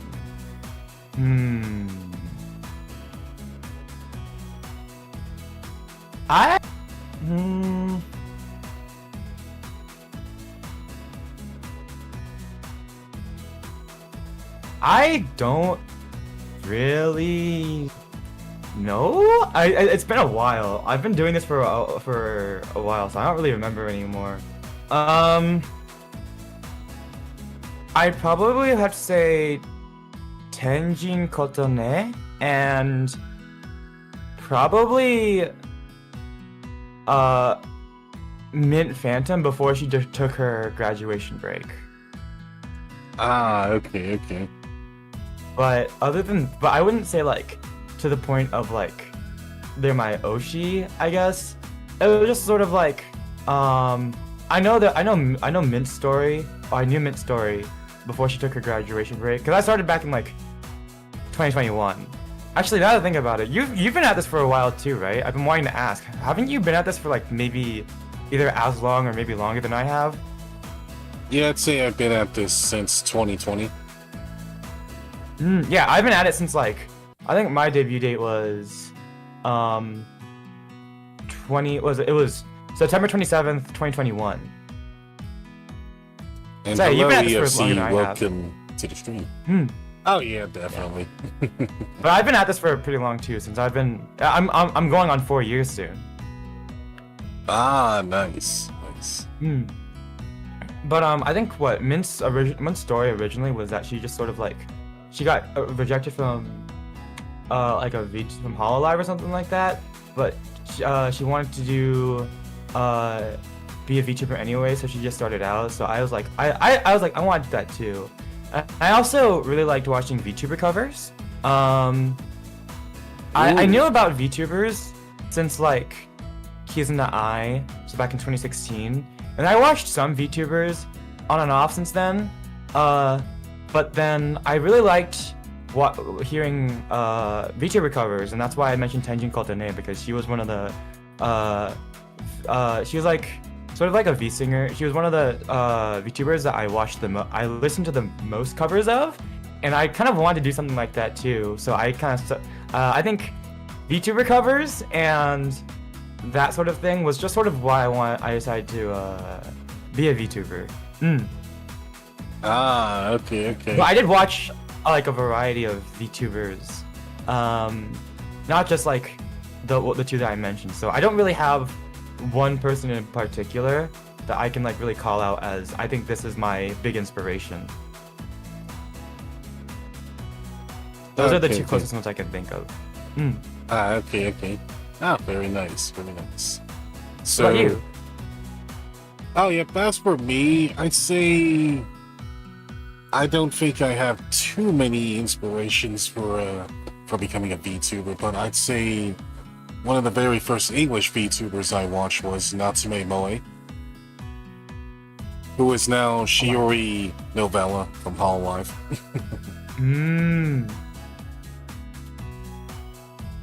Which I think what got me into Natsume Moe's content around that time was she was very funny and down to earth a lot of times, and some of her collab streams were really funny as well, and some of her uploads were funny too.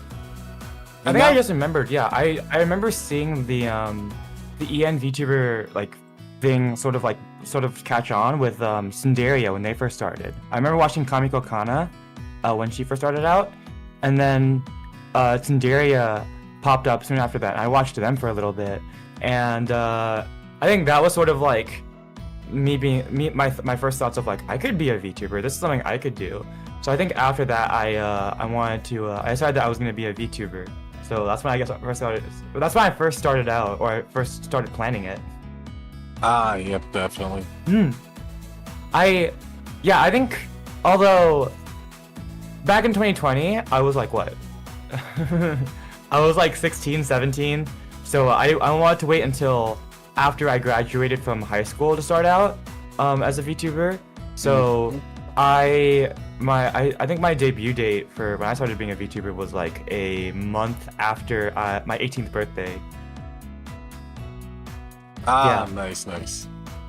But because I wanted to get out of high school first before I did anything, and honestly I'm so glad I stuck with it. I had like no streaming experience, and not even that. I had barely any online presence at all before I started doing this, and I'm really glad I stuck with it. It would have been such a bad like investment if I had like, dropped money on a model and then decided I didn't like VTubing and quit. But I liked it so much that I've stuck with it for all this time, and I don't have no plans of stopping anytime soon. So I'm glad I stuck with it. Yep, understandable. I am very glad that you stuck with it as well, especially since the meta is always changing and trends always change, and then being unique and standing out is pretty hard nowadays. You know what the weird thing is? I guess I'm gonna go off on a bit of a tangent. I know like a lot of VTubers really want to be like unique. So I see like a lot of VTubers where like their concept is like they literally just like take two disparate concepts and like put them together. And like that, bam, that's their VTuber concept. I thought that's like a bad thing. I mean, it can lead to some really cool designs or really and stuff. But like, I feel like a lot of VTuber designs are like really overly like intricate and stuff. But I've always appreciated the design philosophy behind like, or I've always appreciated the like simple designs, or like the design philosophy behind something simple. Because if something is simple and easily recognizable, you can sort of instantly look at it, and you can understand what that concept is without really having to think about it too hard. So I never really wrote any lore or anything, or stuff like that, and I didn't pick a particularly advanced concept. I was just like, hey, I'm a phantom thief, so it's easy to understand. It's like someone who like a gentleman thief is just someone who like it's popular in pop culture. Everyone it's just someone who steal things like a Robin Hood type character who steals for justice, or like because, or off of a creed because it's the right thing to do, or with some sort of like just like morals behind stealing things. It's like I don't know. It's a popular concept and has been for a while, so everyone sort of pick up on it naturally. And to facilitate that, I have a pretty simple design. So it's just like a suit and a tie with maybe like a star emblem because I'm an astronomy student and stuff like that. But the weird thing is, because I picked such a simple design, I've really yet to see any other VTuber who like looks really similar to me. I saw one. His name is like Sapphire or something like that. He's like a Phantom Thief VTuber in Japan, who's like also like, he looks really similar to me. He's like a Phantom Thief with like a black suit and has blue as his motif. He actually looks really similar to me. I think he looks really cool. But like, it's crazy how few people I've seen that are similar to me, despite the fact that I picked such like what I thought to be such a generic design. Yeah, definitely. I can understand that. Because I think sometimes for a lot of people, they want to try to go for something very simple and recognizable that's easy to see, opposed to trying to take too many risks, of course.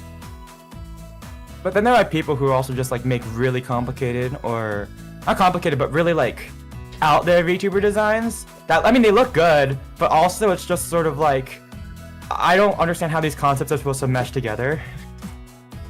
So I mean, it goes both ways, I guess. Yeah, true. You don't want to be too simple, but you also don't want to be too complicated.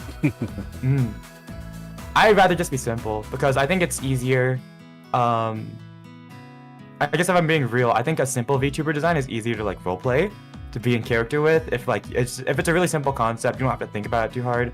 But also just because like I just wanted to pick something that I liked and be a Phantom Thief, because if it's simple and everything, or like, not that it's simple, but like if it's something that I like and it's easier for me to be, and honestly, like, I think my VTuber is always supposed to be just sort of me. It's not like, so it's not like I'm putting on a character. It's more of like whatever I present on stream is just sort of like, this is just who I am, kind of. So yeah, yeah, I feel that. Oh yeah, but I think I skipped over a question too. It's sorry, yeah, I would have a bit of a change. Let's go to the next question. Yips. It's okay. It's okay. How did you come up with your name? Okay. Well, that's kind of easy because well, I've said this on stream before, so it's not really a bad thing. But Curse is kind of my real name. Okay. But my the name I originally was gonna go with was Hoshimoto Kaito. So it's a Japanese name. Kaito obviously is like the kanji for it is actually derived from my Chinese name, because I'm Chinese. My name in Chinese is Junfei, which means Jun is like it's almost like an onomatopoeia for like a bird flapping its wings in Chinese, and Fei means to fly. So together it would mean to soar into the sky like a bird. But I don't think the first character in Chinese translates properly over into Japanese, so I switched it out with a different kanji. So it still kind of means just like to fly, or like a pleasant flight, I think. And it sounds like, and Kaito is one way to read it, and also coincidentally, it happens to sound like the Japanese word for Phantom Thief, which is Kaito. Kaito, which is like, I guess if you were to Romanize it, Phantom Thief would be Kaitou, whereas my name is just Kaito, no U at the end. No U at the end. So it's just Kaito versus Kaito. So it sounds pretty similar. I thought that was a neat coincidence, translating my real Chinese name into Japanese. So I think it makes sense, and I think it kind of works out because I think the sort of like the twin tails, like the coat tails on my coat look like wings, so I like that. And then the last name Hoshimoto it sounds really similar to a really common Japanese last name, which is Hashimoto, which means like Hashi is like a bridge, and then moto is like origin of something, so it's like the beginning of a bridge or something like that. Hoshi is, I just placed the first one with Hoshi, which is star. So Hoshimoto means like the beginning of a star, which I think makes sense because my, well, as a Phantom Thief, my calling card is the tarot card 17, which is the star. And I also have a bit of a star motif, so on my lapel I have this little 4-star emblem, and then also on my hat I have it as well. So I think it just sort of makes sense. So altogether my Japanese name means to fly into the sky and become a star, which I think was neat. That's how I came up with my name. And then I think I realized that since I'm mainly an English VTuber, I think it would be more recognizable if I went with an English name. So I decided to go with Curtis because you know, it starts with a K, it's like Kaito, and I think it would be a lot less, I think it'd be a lot more easy. I don't know, it's simple. I don't know, Curtis is like a simple name. I think it's recognizable. It works well because it's a lot easier than like, I don't know, I think it's like, since it's English, I think people will like probably hang on to it a lot better than Kaito in English. And I think it makes sense because it's derived from like courteous in French, and I think that makes sense for a gentleman thief. Ah, okay. Very nice, very nice. Oh yeah, since you also have Hoshi in your name, would you say that you also like stars as well? I think it's pretty obvious. Yes, I am majoring in astronomy, so I think that makes sense. But I've always liked stars and a sort of star motif, and I think they're really fascinating and everything. So, Ah, nice. Oh, now you just actually thought of more questions for me to come up with now. What would you say your favorite constellation is? Okay, you know what? I have a bit of a problem with this. I have not learned about any constellations so far in any of my astronomy classes in college, because they don't do that kind of thing anymore. That's like constellations and stuff is for like navigators at sea. Modern astronomy is like, it's not the whole romantic thing of looking into telescopes at night. Nowadays it's sort of like you get maybe like a couple days a year working with like one of the big observatory telescopes. They take a lot of data, and then you spend the rest of the year working in Python code to parse through that data and see what it means. So instead of looking at specific constellations and stuff, you're looking at specific like stars or nebulas or galaxy clusters and stuff like that. It's not as romantic as astronomy sounds when most people think of it, unfortunately. Ah, I see. I don't know that many constellations, unfortunately, and I'm kind of upset about that. I wish we did have like a constellation class. That would be super cool. But unfortunately, I haven't had any classes like that because most of my classes have been calculus and physics and quantum mechanics and Python coding, which I didn't think I was gonna have to do coding when I took classes, but I do, and I kind of hate coding. But you know what? Life of an astronomy student. I like astronomy and astrology like romantically and conceptually, and like but like in terms of like studying it, it's kind of a pain because you have to like, astronomy is kind of just the application of any sort of science or STEM fields like physics, chemistry, whatever, or biology even, just to the it's just the application of those fields to space. That's kind of just what astronomy is, not so much constellations anymore. That's more of like navigating at sea, I think. Ah, I see. Interesting. It's really unfortunate. I wish it was. I wish I could say more about constellations. I did have one. I used to be a Boy Scout, and I did like an astronomy class when I was a Boy Scout for a merit badge. Flash, welcome to and the we stream. did learn about constellations that time, but I don't remember that much. It was back when I was in middle school, so. Ah, okay. I'm sorry, I can't answer that question very much. Understandable. I was a little bit curious, but now I'm kind of curious about why the crap do you need to know about coding to be an astronomer? Okay, the thing is because, you're like when you're doing. Okay, here's the thing, right? When you're imaging like a star or something like that, or like some sort of celestial object,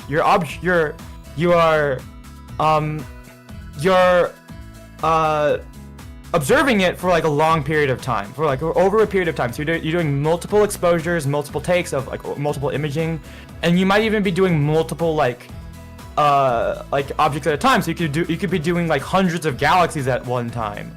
So the reason why you need to know coding is because you're dealing with a lot of data. So you need to parse through a lot of data as an astronomer. And actually really interesting, when Google started becoming a thing and handling a lot of like big data, like data companies started becoming a thing, astronomers were actually brought on board because they were the ones who had the most experience with dealing with large data sets. Okay, that makes sense then. So that's why you need to know coding. I don't like it, but I mean, it's just kind of how modern astronomy is, so... I see. So you need to know coding just to measure a crap ton of data, I see. Yeah, pretty much. Doing all those calculations by hand would also be, for like hundreds of planets or galaxies or whatever, would also take way too much time. Yep. Understandable. Alright, let's get back on track to our other questions. What have you learned from being a VTuber so far?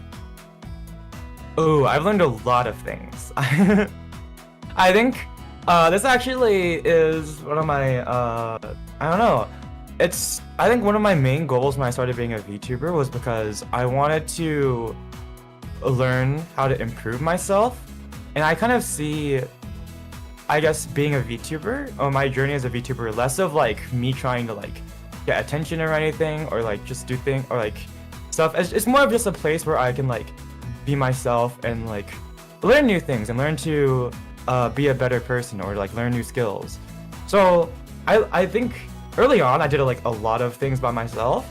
I still do most things by myself, but I made, besides like my BGM and my model, when I first started out, I made everything else by myself. So I made my own stream overlays.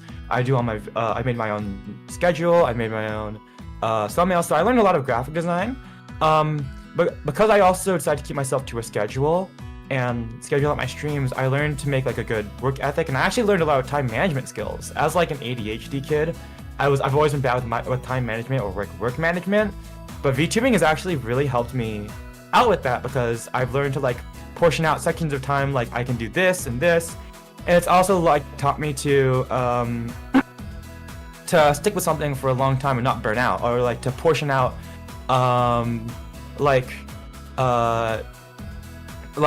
doing things over a period of time rather than doing everything immediately, because short attention span, I feel like I want to do things immediately and like get it all in now. I used to, but the whole experience of having to take a game and like instead of being able to just grind it out until I beat it, I'd have to play it maybe 2-3 hours a week and then continue that for a long period of time. That really helped temper my patience with things and really taught me to block out time to do things. Beyond that, I've also learned how to do 3D modeling because my starting screen and a lot of other things I've made for stream, like my Cantarella cover, I did in Blender, so I've learned how to 3D model. I learned a lot more about video editing, that's been really nice. And I guess more about like talking to people, interacting with people, setting up collabs and stuff. But I think I can attribute a lot of the skills and things that I've learned in my adult life to being a VTuber. I really did not learn a lot of strategies for these kinds of things like time management. Mainly because of my ADHD, I never got taught that kind of thing in school. So teaching it myself as a VTuber was really cool. And I think honestly, all the things I've had to, because like being a VTuber is sort of like my own thing, and I have to like measure up my own time for it. It's been, I don't know, it's helped me out a lot with like a lot of real life skills. So I am really grateful that I started doing this. Okay. So... I don't know if that was a bit more than you were probably expecting me to say, but yeah, I've learned a lot from being a VTuber, so Okay. So basically you learned how to be more flexible and productive with your time and such. Exactly. It funnels back into being a good student too, or being a better student. Yep, understandable. Very nice. It's very just part of the nice. way that I approach to being a content creator, though. So that's probably just my own personal experiences. Yep, very understandable because flexibility is pretty important once you're doing a lot of things by yourself, especially when you're very introverted and you don't really have a lot of help to reach out to and such. Yeah, and also if you're a poor college student, you don't have the funds to to do stuff. So doing everything yourself because it costs less. Yep, definitely. I think, oh god, I was gonna say something, but I forgot. So never mind. Just continue on. Alright, then on to the next question. Did VTubing bring any changes to you in terms of personality or the new things you experienced? I guess so. I think I'm more of a confident person now. From being a VTuber. At least I feel more confident about myself. Yeah, I think I feel more confident and any changes? I think I've learned to like talk better. So I don't know if you might have noticed it, but I try my hardest not to. But at the very least, like when I was growing up, one of the things that I struggled the most with was talking, I guess.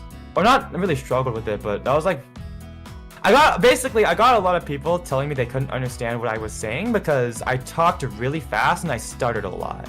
And I never went to speech therapy or anything, but when I started out streaming, I made like specific notes. Like I had like the sticky note application on my computer, and I had it up being like talk slower or like don't stutter, think it before you talk. So I've definitely have gotten a lot better at speech since then because I talk slower and I don't like slur my words or like stutter as much as I used to. So that's been, yeah, I would say that is probably one of the changes that I've had. Okay. So you But in just terms of personality, I guess like being more confident and stuff. Nice. Yep, confidence is very good to have. Although I'm not very good at faking confidence myself, though. Let's sort of be yourself. Honestly, I think I might actually be less outgoing though.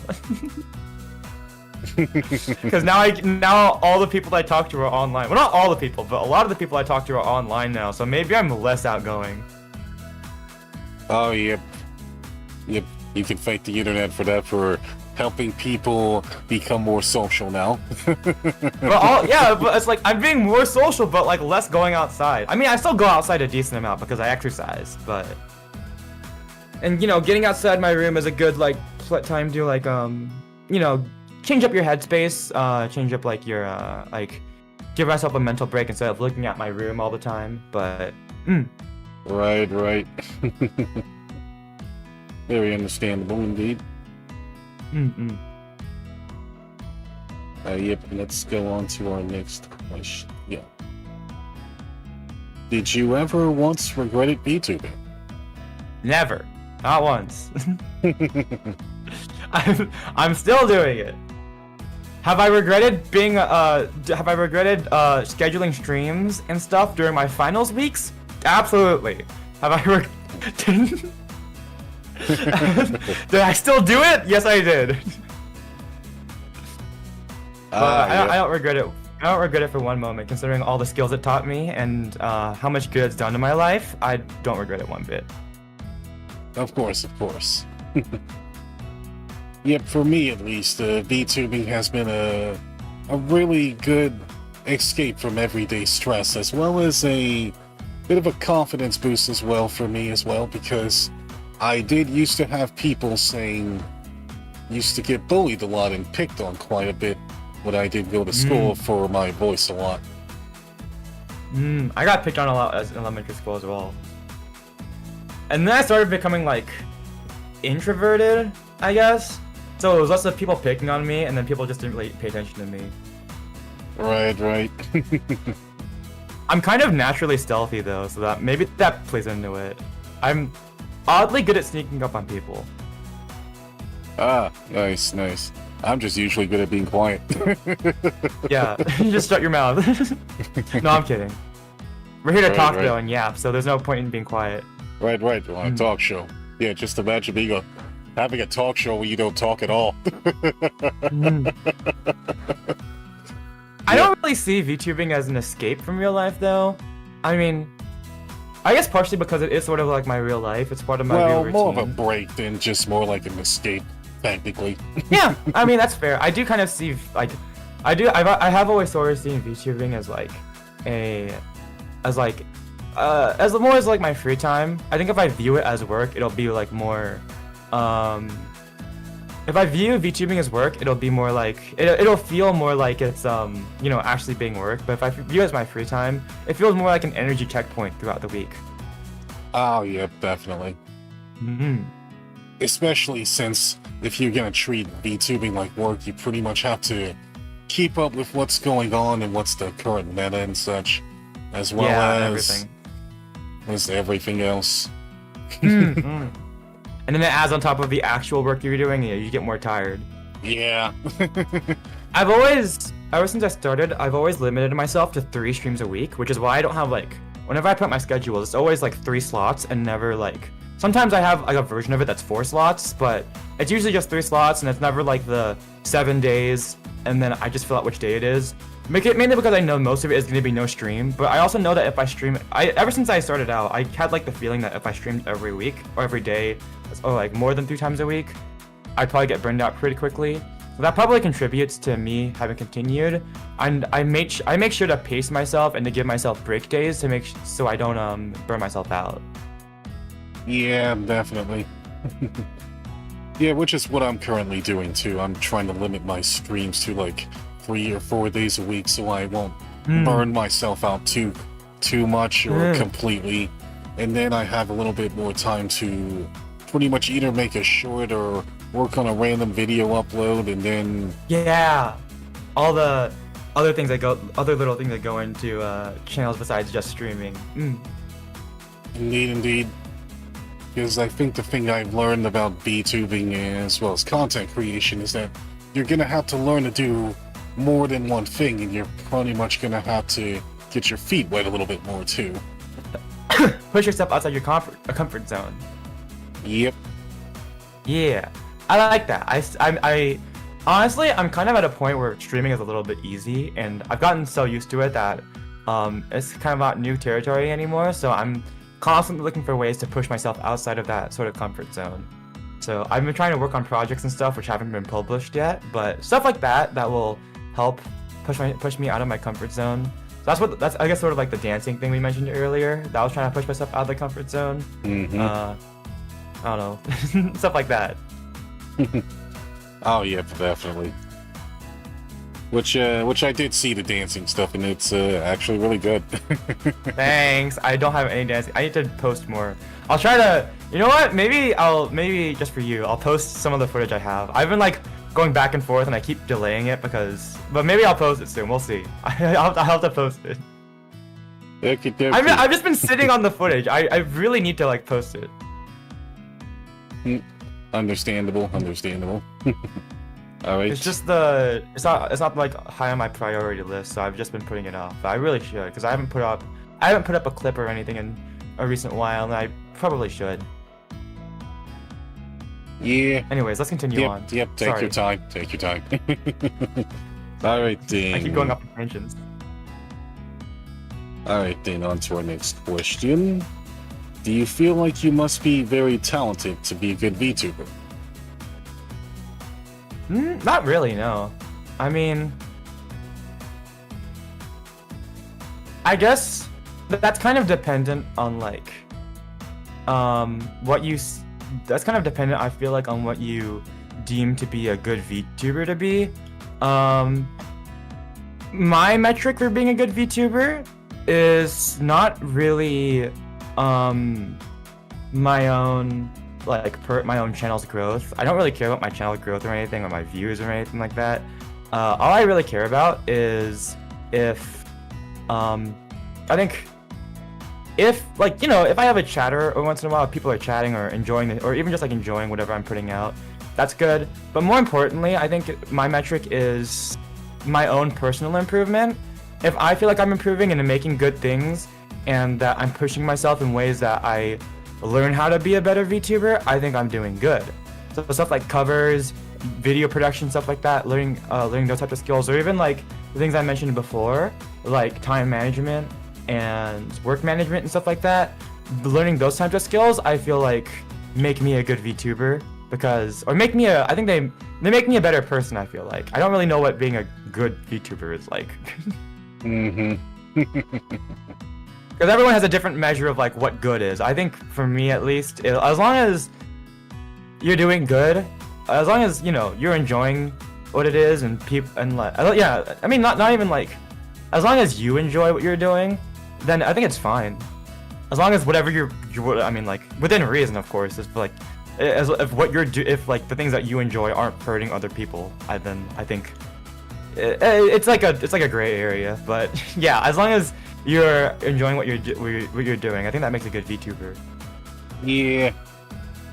Yeah, I'd say that sounds about right, actually. You could be a PNG tuber too. You don't need like a good model or anything, stuff like that.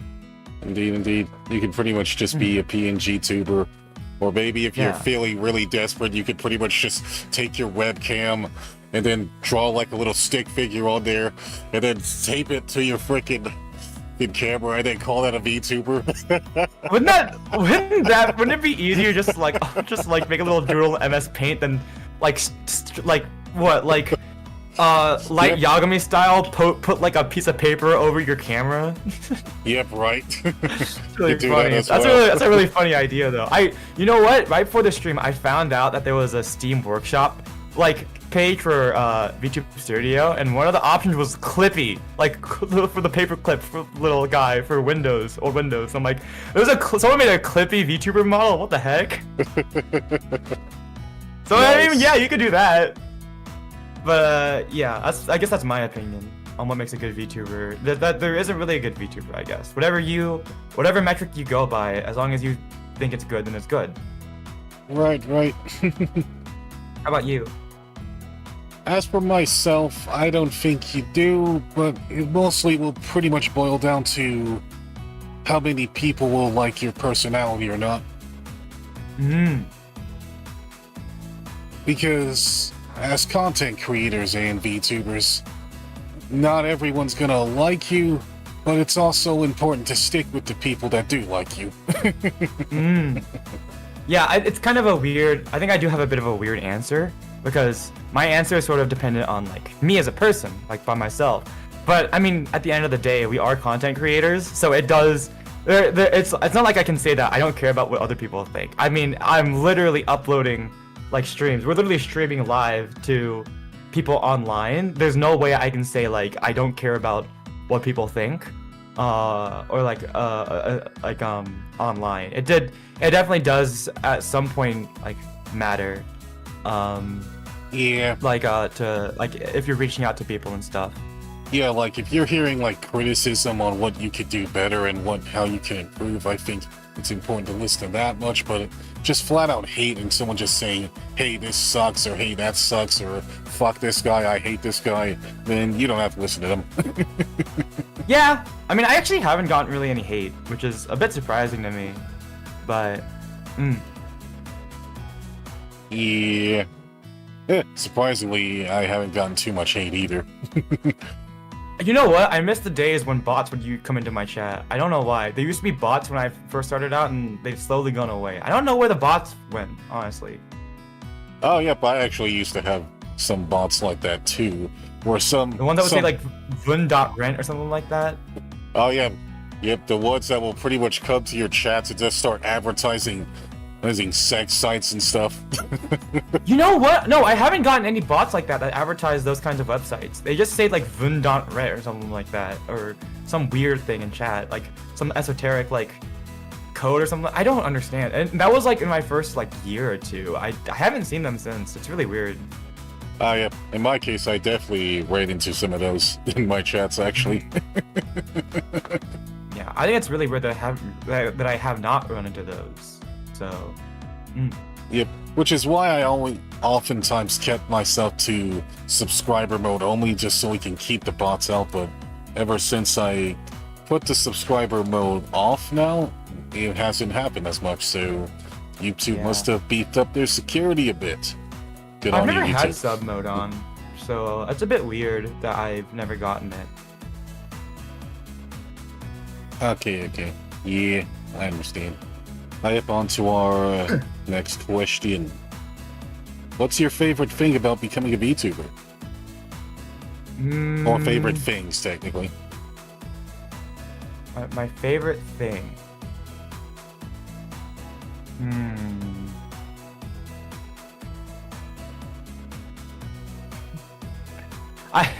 I'm always bad at these kinds of questions because I don't really think about stuff like what my favorite thing is or what my least favorite thing is.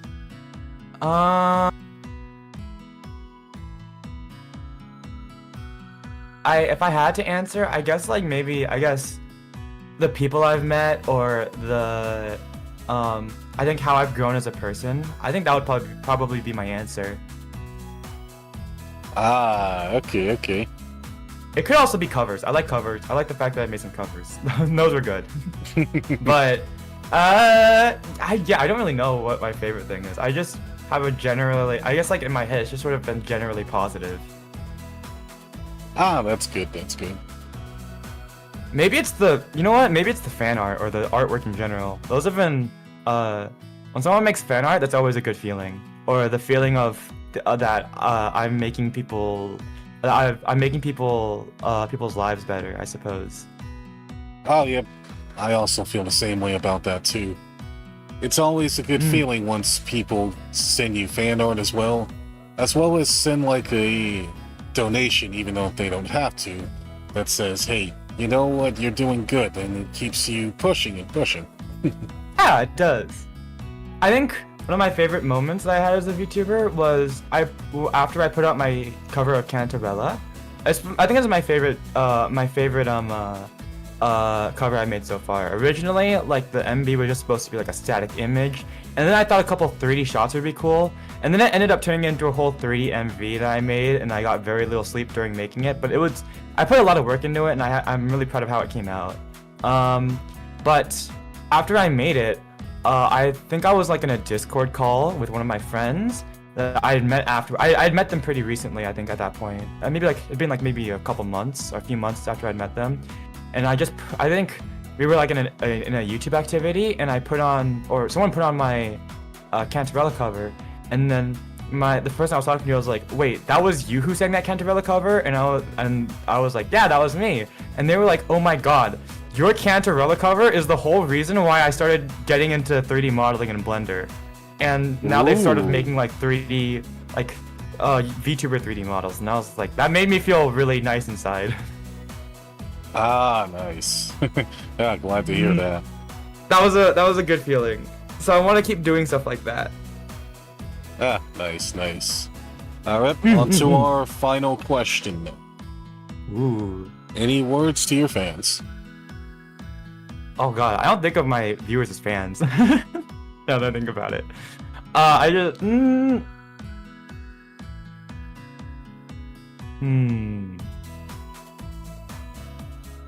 Any words to my fans? Well,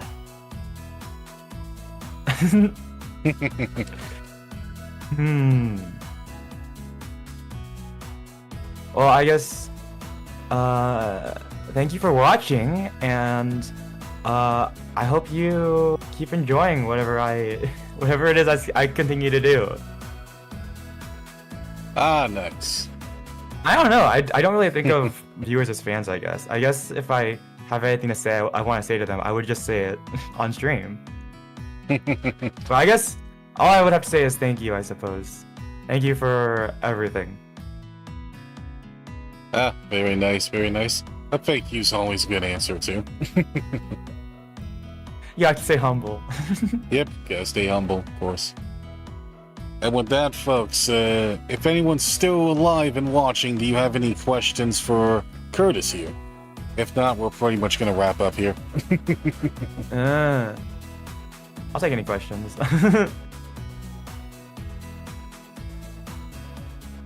Actually, I guess I've got a question for you because we sort of glossed over them. What were your inspirations as a VTuber?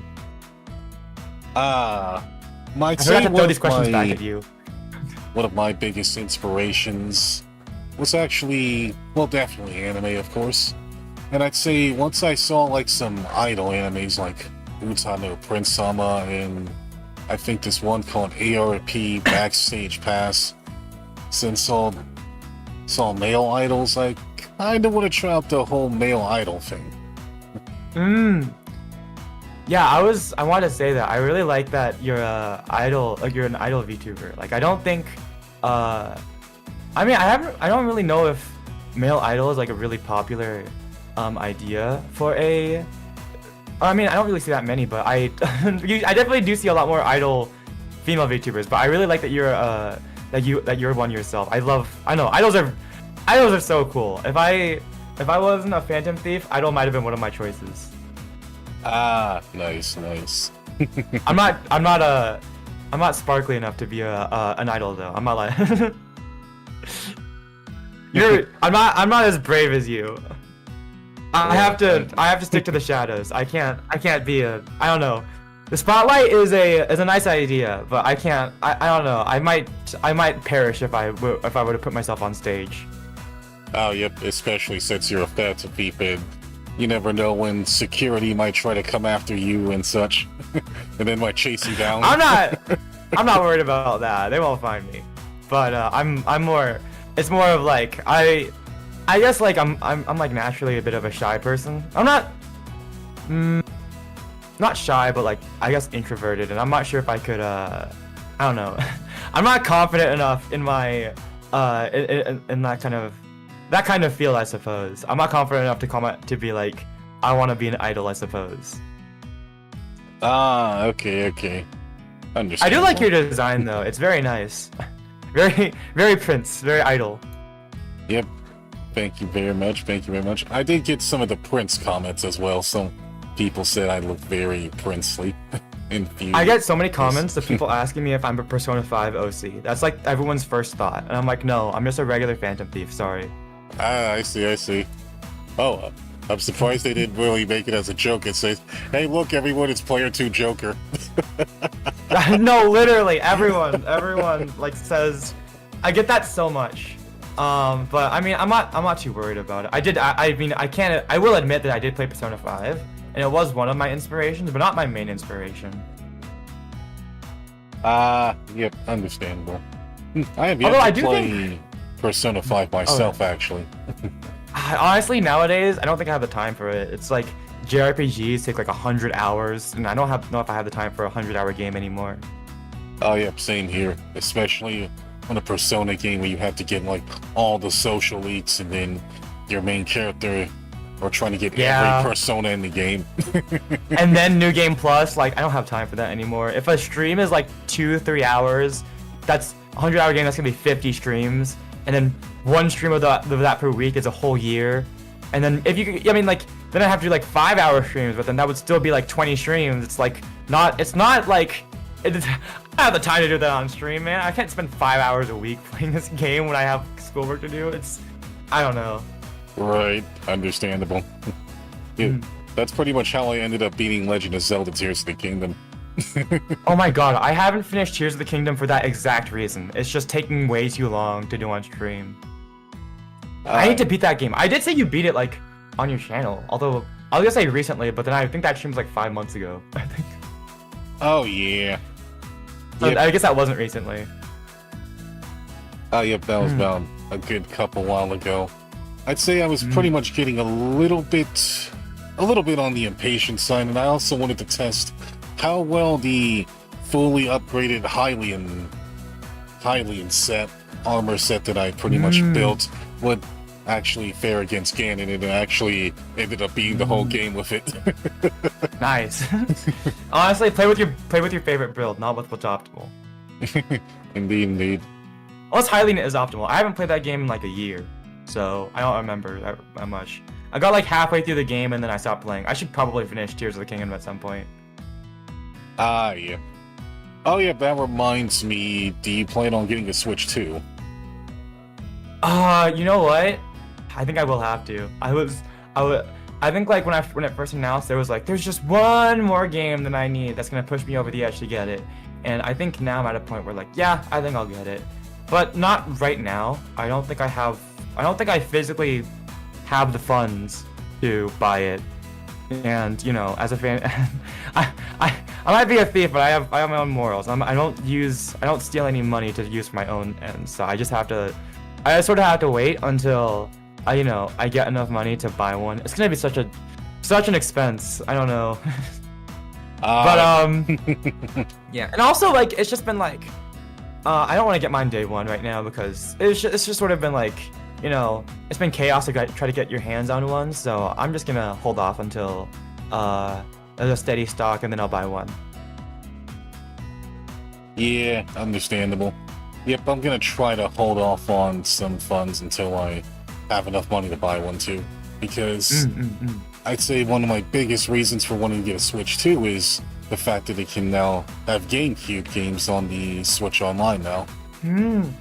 Okay, this is a really niche interaction, but I've been wanting to play Pokemon XD Gale of Darkness because first of all, it's like what I heard people say good things about them, like Coliseum and then Pokemon XD for the GameCube, but also because in the original GameCube game, you could transfer the Lugia you get at the end of the game, the Shadow Lugia, to your Gen 3 games, and it would have a special move. It would have Deoxys' signature move, Psycho Boost, which Lugia can't normally learn. That's a really niche interaction. But I remember for the 3DS, they made an interaction with the Virtual Console versions of the Gen 1 and Gen 2 Pokemon games, where they could interact with Pokemon Bank, and you could transfer your Pokemon over from those games. If they do the same with XD Gale of Darkness or Pokemon Coliseum on the Nintendo Switch, a GameCube Online, that is gonna make me consider, like, if they have that interaction with Pokemon Home with Coliseum and XD Gale of Darkness on the Switch 2, that is gonna be one of the reasons I would want to buy a Switch 2. It's a really niche interaction, but I think transferring your Pokemon over from the GameCube games to a Pokemon Home would be really neat. Oh yeah, that would be kind of neat.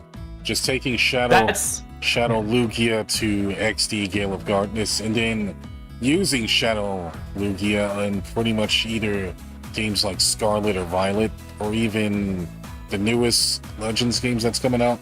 That would be amazing. I really hope they make Psycho Boost legal to use in one of those games. That would be so cool.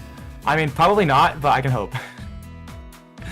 But that's like, it's a really petty reason, it's a really specifically niche reason, but I am a big Pokemon fan, so that would be one of my reasons for the Switch 2.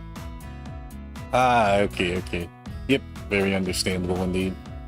Oh, another reason for me to get Switch 2 is that new Donkey Kong game too. Yeah, I haven't played a Donkey Kong game. Actually, I have the Donkey Kong game for the Game Boy Color. But I don't know if it runs that well. I haven't really played through it. And I also don't really know if it's a good game for at least the Game Boy Color version of the Donkey Kong game. Okay. Oh, is that like the King of Swing one, or is that like a different one? Let me check actually. Let's see.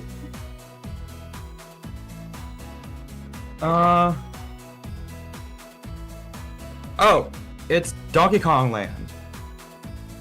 Donkey Kong. It's not for the Game Boy Color. It's for the game. It's for the original. It's for the Game Boy, not the Game Boy Color. Sorry. Okay. Oh yeah, I think I actually played that one. That's actually really good, actually. Maybe I should play it then. I don't know. It's an old cartridge, so I think it still works. Let me try this. Hold on. Plug it into my. Oh, my Game Boy Advance doesn't have any batteries in it right now. Never mind. Yeah, some friend of mine. I guess this is like another story I have. I'm gonna go on a quick tangent if you don't mind. Sure, go ahead. Yeah, a friend of mine just had like a bunch of games lying around. He was like, I have a bunch of these like old Game Boy games, GBA games lying around that I don't really want. Do you want them? And I was like, are you sure? And he gave me like a little bag, and I opened it up, and I was like, most of these games are like weren't really that like anything special. There's like this one called Dogs with a Z, Tom and Jerry, Tony Hawk's Pro Skater 3 for the Game Boy Color. What? I didn't even know this was in here. And then Donkey Kong Land was with it. I guess there's also Super Mario Bros. Deluxe for the Game Boy Color. But out of all of these, the one that stood out to me the most was Metroid Fusion. And I was like, I looked at this and I was like, are you sure you want to give this to me? There's Metroid Fusion in here. And he was like, dude, I literally don't know anyone else who can play Game Boy Advance games. You can have this. So I was like, sure, I'll take it. So I got a copy of Metroid Fusion, and then I played it on stream, and that was a lot of fun. Ah, nice. Yeah, that was a really cool find out of all of this. Yep. Oh, would you say that was also your first Metroid game as well? Actually, oh my god, I was gonna say yes, and then I remembered that I played Super Metroid on the Virtual Console for the Switch. So I guess it wasn't. But Metroid Fusion is sufficiently different, and I hadn't played Super Metroid in a while, so it felt like my first Metroid game. Okay. But I guess technically now I own 3 Metroid games. I have the original Metroid, which I haven't beaten yet. That stuff is hard. I haven't beaten the original Metroid yet. I barely gotten past the first couple screens on the NES. Maybe I should do a Metroid stream. But I've played Super Metroid on the Switch, and now I've played Metroid Fusion, which, now that I think about it, they're all kind of in chronological order, huh? Oh, yeah, in terms of their storyline at least. So, I think I want to play one of the Prime games. That would be cool. Maybe the Samus Returns as well for the 3DS. That would be cool to play. And I could stream it because I have a 3DS capture card, so... Yep. Have you played the Metroid games? Oh, yep, I've been a Metroid enthusiast for a bit. I haven't played the original NES one, though. But I have touched Super Metroid back when I had the Wii Virtual Console. I pretty much beaten that one at least maybe twice, and it was a really great time. It was a really fun game, yeah. Yep, pretty much still regarded as one of the best Super Nintendo games of all time, of course. Oh yeah, one of the you don't even need the Super Nintendo qualifier. One of the best games of all time. Best games of all time, of course. Yep. I'm a bit slow on the uptake. I didn't play Super Metroid until probably 2021, so I'm a bit of a newer Metroid fan, but I do really want to start playing one of the new ones. Which one would you recommend I go to next, actually? In terms of storyline, if you're trying to go into chronological order, after you beat Fusion, you should probably go for Metroid Dread, which is the sequel to that, actually. That is on the Switch, isn't it? Oh yeah, it's on the Switch, actually. Although, and then I think you can also go for Metroid Other M as well for the Wii, which is pretty much the most hated Metroid game, pretty much the black sheep, but it's also really cool too. You know what? I've never been one to... I don't know, my opinions have always been different. I've never been like, this is a bad thing. I always enjoy things. So, I think, like, for example, people were really hating on Pokemon Scarlet and Violet, but I had a lot of fun with the game. So, I'm never one to say that this is a bad game. So maybe I'll try Other M. It depends on which one I have easier access to, I guess. I guess I have I have access to my Wii right now, so if I can figure out a way to stream it, then that might be good. Oh, yep. Did you like Other M? Oh yeah, I kind of liked it, but the only thing I didn't really like about it is that some of the cutscenes will pretty much turn into these little pixel and texture hunts, where you pretty much have to look on screen and then find a specific thing that you have to find, and then then if you don't find it, it'll mess up then you're gonna have to keep repeating it over and over again. But other than that, I'd say gameplay's really good and it's very energetic. I'm gonna try that then. Also, I guess I think maybe I'll have one last question for you that I'm curious, because I just thought of it. What is your either least favorite game or least favorite moment in a game? Let's see. My least favorite moments in games would have to be games where you have to memorize specific things in order to solve a puzzle. Which, like for example, like in a Metroidvania, yeah, you get like little hints and clues around there that tells you to do and pay attention to certain things.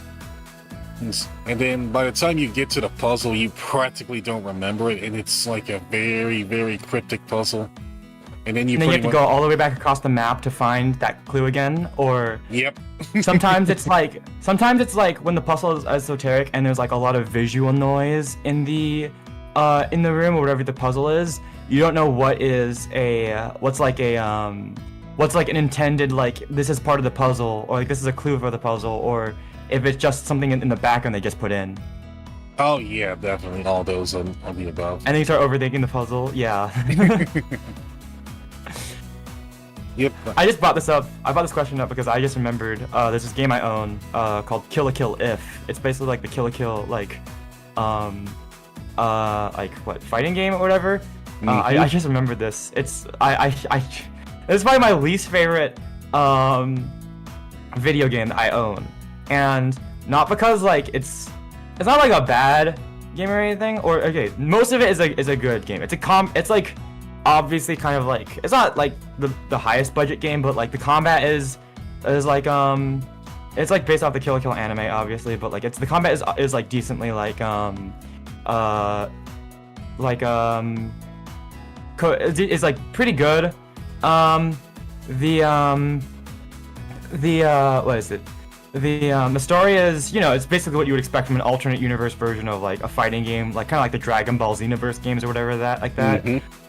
The final boss of the story mode is so bad. It's so ass. It's for context. I think I spent 2.5-3 hours on the rest of the story, and the final boss took me 3.5 hours. I think. Oh. Just the final boss fight. Here's what the final boss fight was so bad. I was playing on the hardest difficulty because but like even though I'd never played the game before, it wasn't that bad. But the final boss fight was so bad because there's like it's sort of like this. I think like the Dragon Ball fighting games kind of have this mechanic where if you get like it's never gonna happen in the game, but if you get all 7 Dragon Balls, you can like instantly like destroy your opponent or something like that, right? In this game, there's like a kind of version of that where like you can force your opponent into like this little cutscene where you play rock paper scissors basically, and if you win the rock paper scissors, you get like an advantage. But if you tie or lose the rock paper scissors, then the opponent like wins the interaction and they get a boost basically. Basically, if you're the instigator, you have to win, and if you're the loser, then you either just have to tie or lose. So there's basically a 33% chance you could win this interaction if you're the instigator. In order to initiate this interaction, you have to use a really laggy move that basically has the range of like Cloud's, like what, finishing touch in Smash. You basically have to be on the opponent, and it's a really laggy move. In the final boss fight of Kill la Kill If, you have to win rock paper scissors 3 times in a row, where the final boss fight, the final boss can take out like 70% of your HP in a single combo or a single hit. So basically you have to land this really laggy move that is reactable to the opponent. So unless you like make a hard read on the AI, they can actively like dodge away from it. You have to be on top of them. If you miss, you get punished by dying, and then you have to win rock paper scissors 3 times in a row. Wow, that's terrible. It was so bad. It's just a chance time. If it wasn't for the fact that after the second rock paper scissors you become literally invincible, I would not have beaten the boss fight. It's so bad. I was sitting there trying to land this hit so I could try to win rock paper scissors, which I lost most of the time because I swear the AI can like read what your input is, and then I would die, or then I would just miss the attack to instigate rock paper scissors, and then they would just kill me. So that's my least favorite video game moment. I think that was the most unfair thing I've ever done in a video game. Ah, I see, I see. Sorry, I just wanted to rant about that because I looked over at my game collection. I just remembered that, so that's why I brought up that question. Yep, understand. Kind of a selfish question, but I wanted to bring it up. Yeah, it's okay, it's okay. We all have our moments in games that we hate. Alright, looks like there's no questions here, so I think we can wrap up here then. Yeah, thank you so much for watching, everyone. And thank you for having me on. That was a lot of fun. Yep, it was a lot of fun. Maybe I know you well enough that I feel confident asking for like a collab in the future. Yep, sounds good. Oh, I mean, we talked about a game interest, so honestly, I could like ask if you want to play like a retro game or something like that. Oh, yep, sure. That'd be fun. Yep, I would probably need your Nintendo Switch code, and then we can probably plan something down that. Yeah, I'll send it to you after this. Okie dokie. Alright then, folks. I want to thank you guys for watching. Thank you guys for being here. Special thanks to Curtis for being a guest on today's show. It was fun getting to know him. And thank you for special thing. I guess thank you to Terence for having me on. That was a lot of fun. Indeed, indeed. So with all that said, folks, I will see you all next stream. Yay! Bye-bye!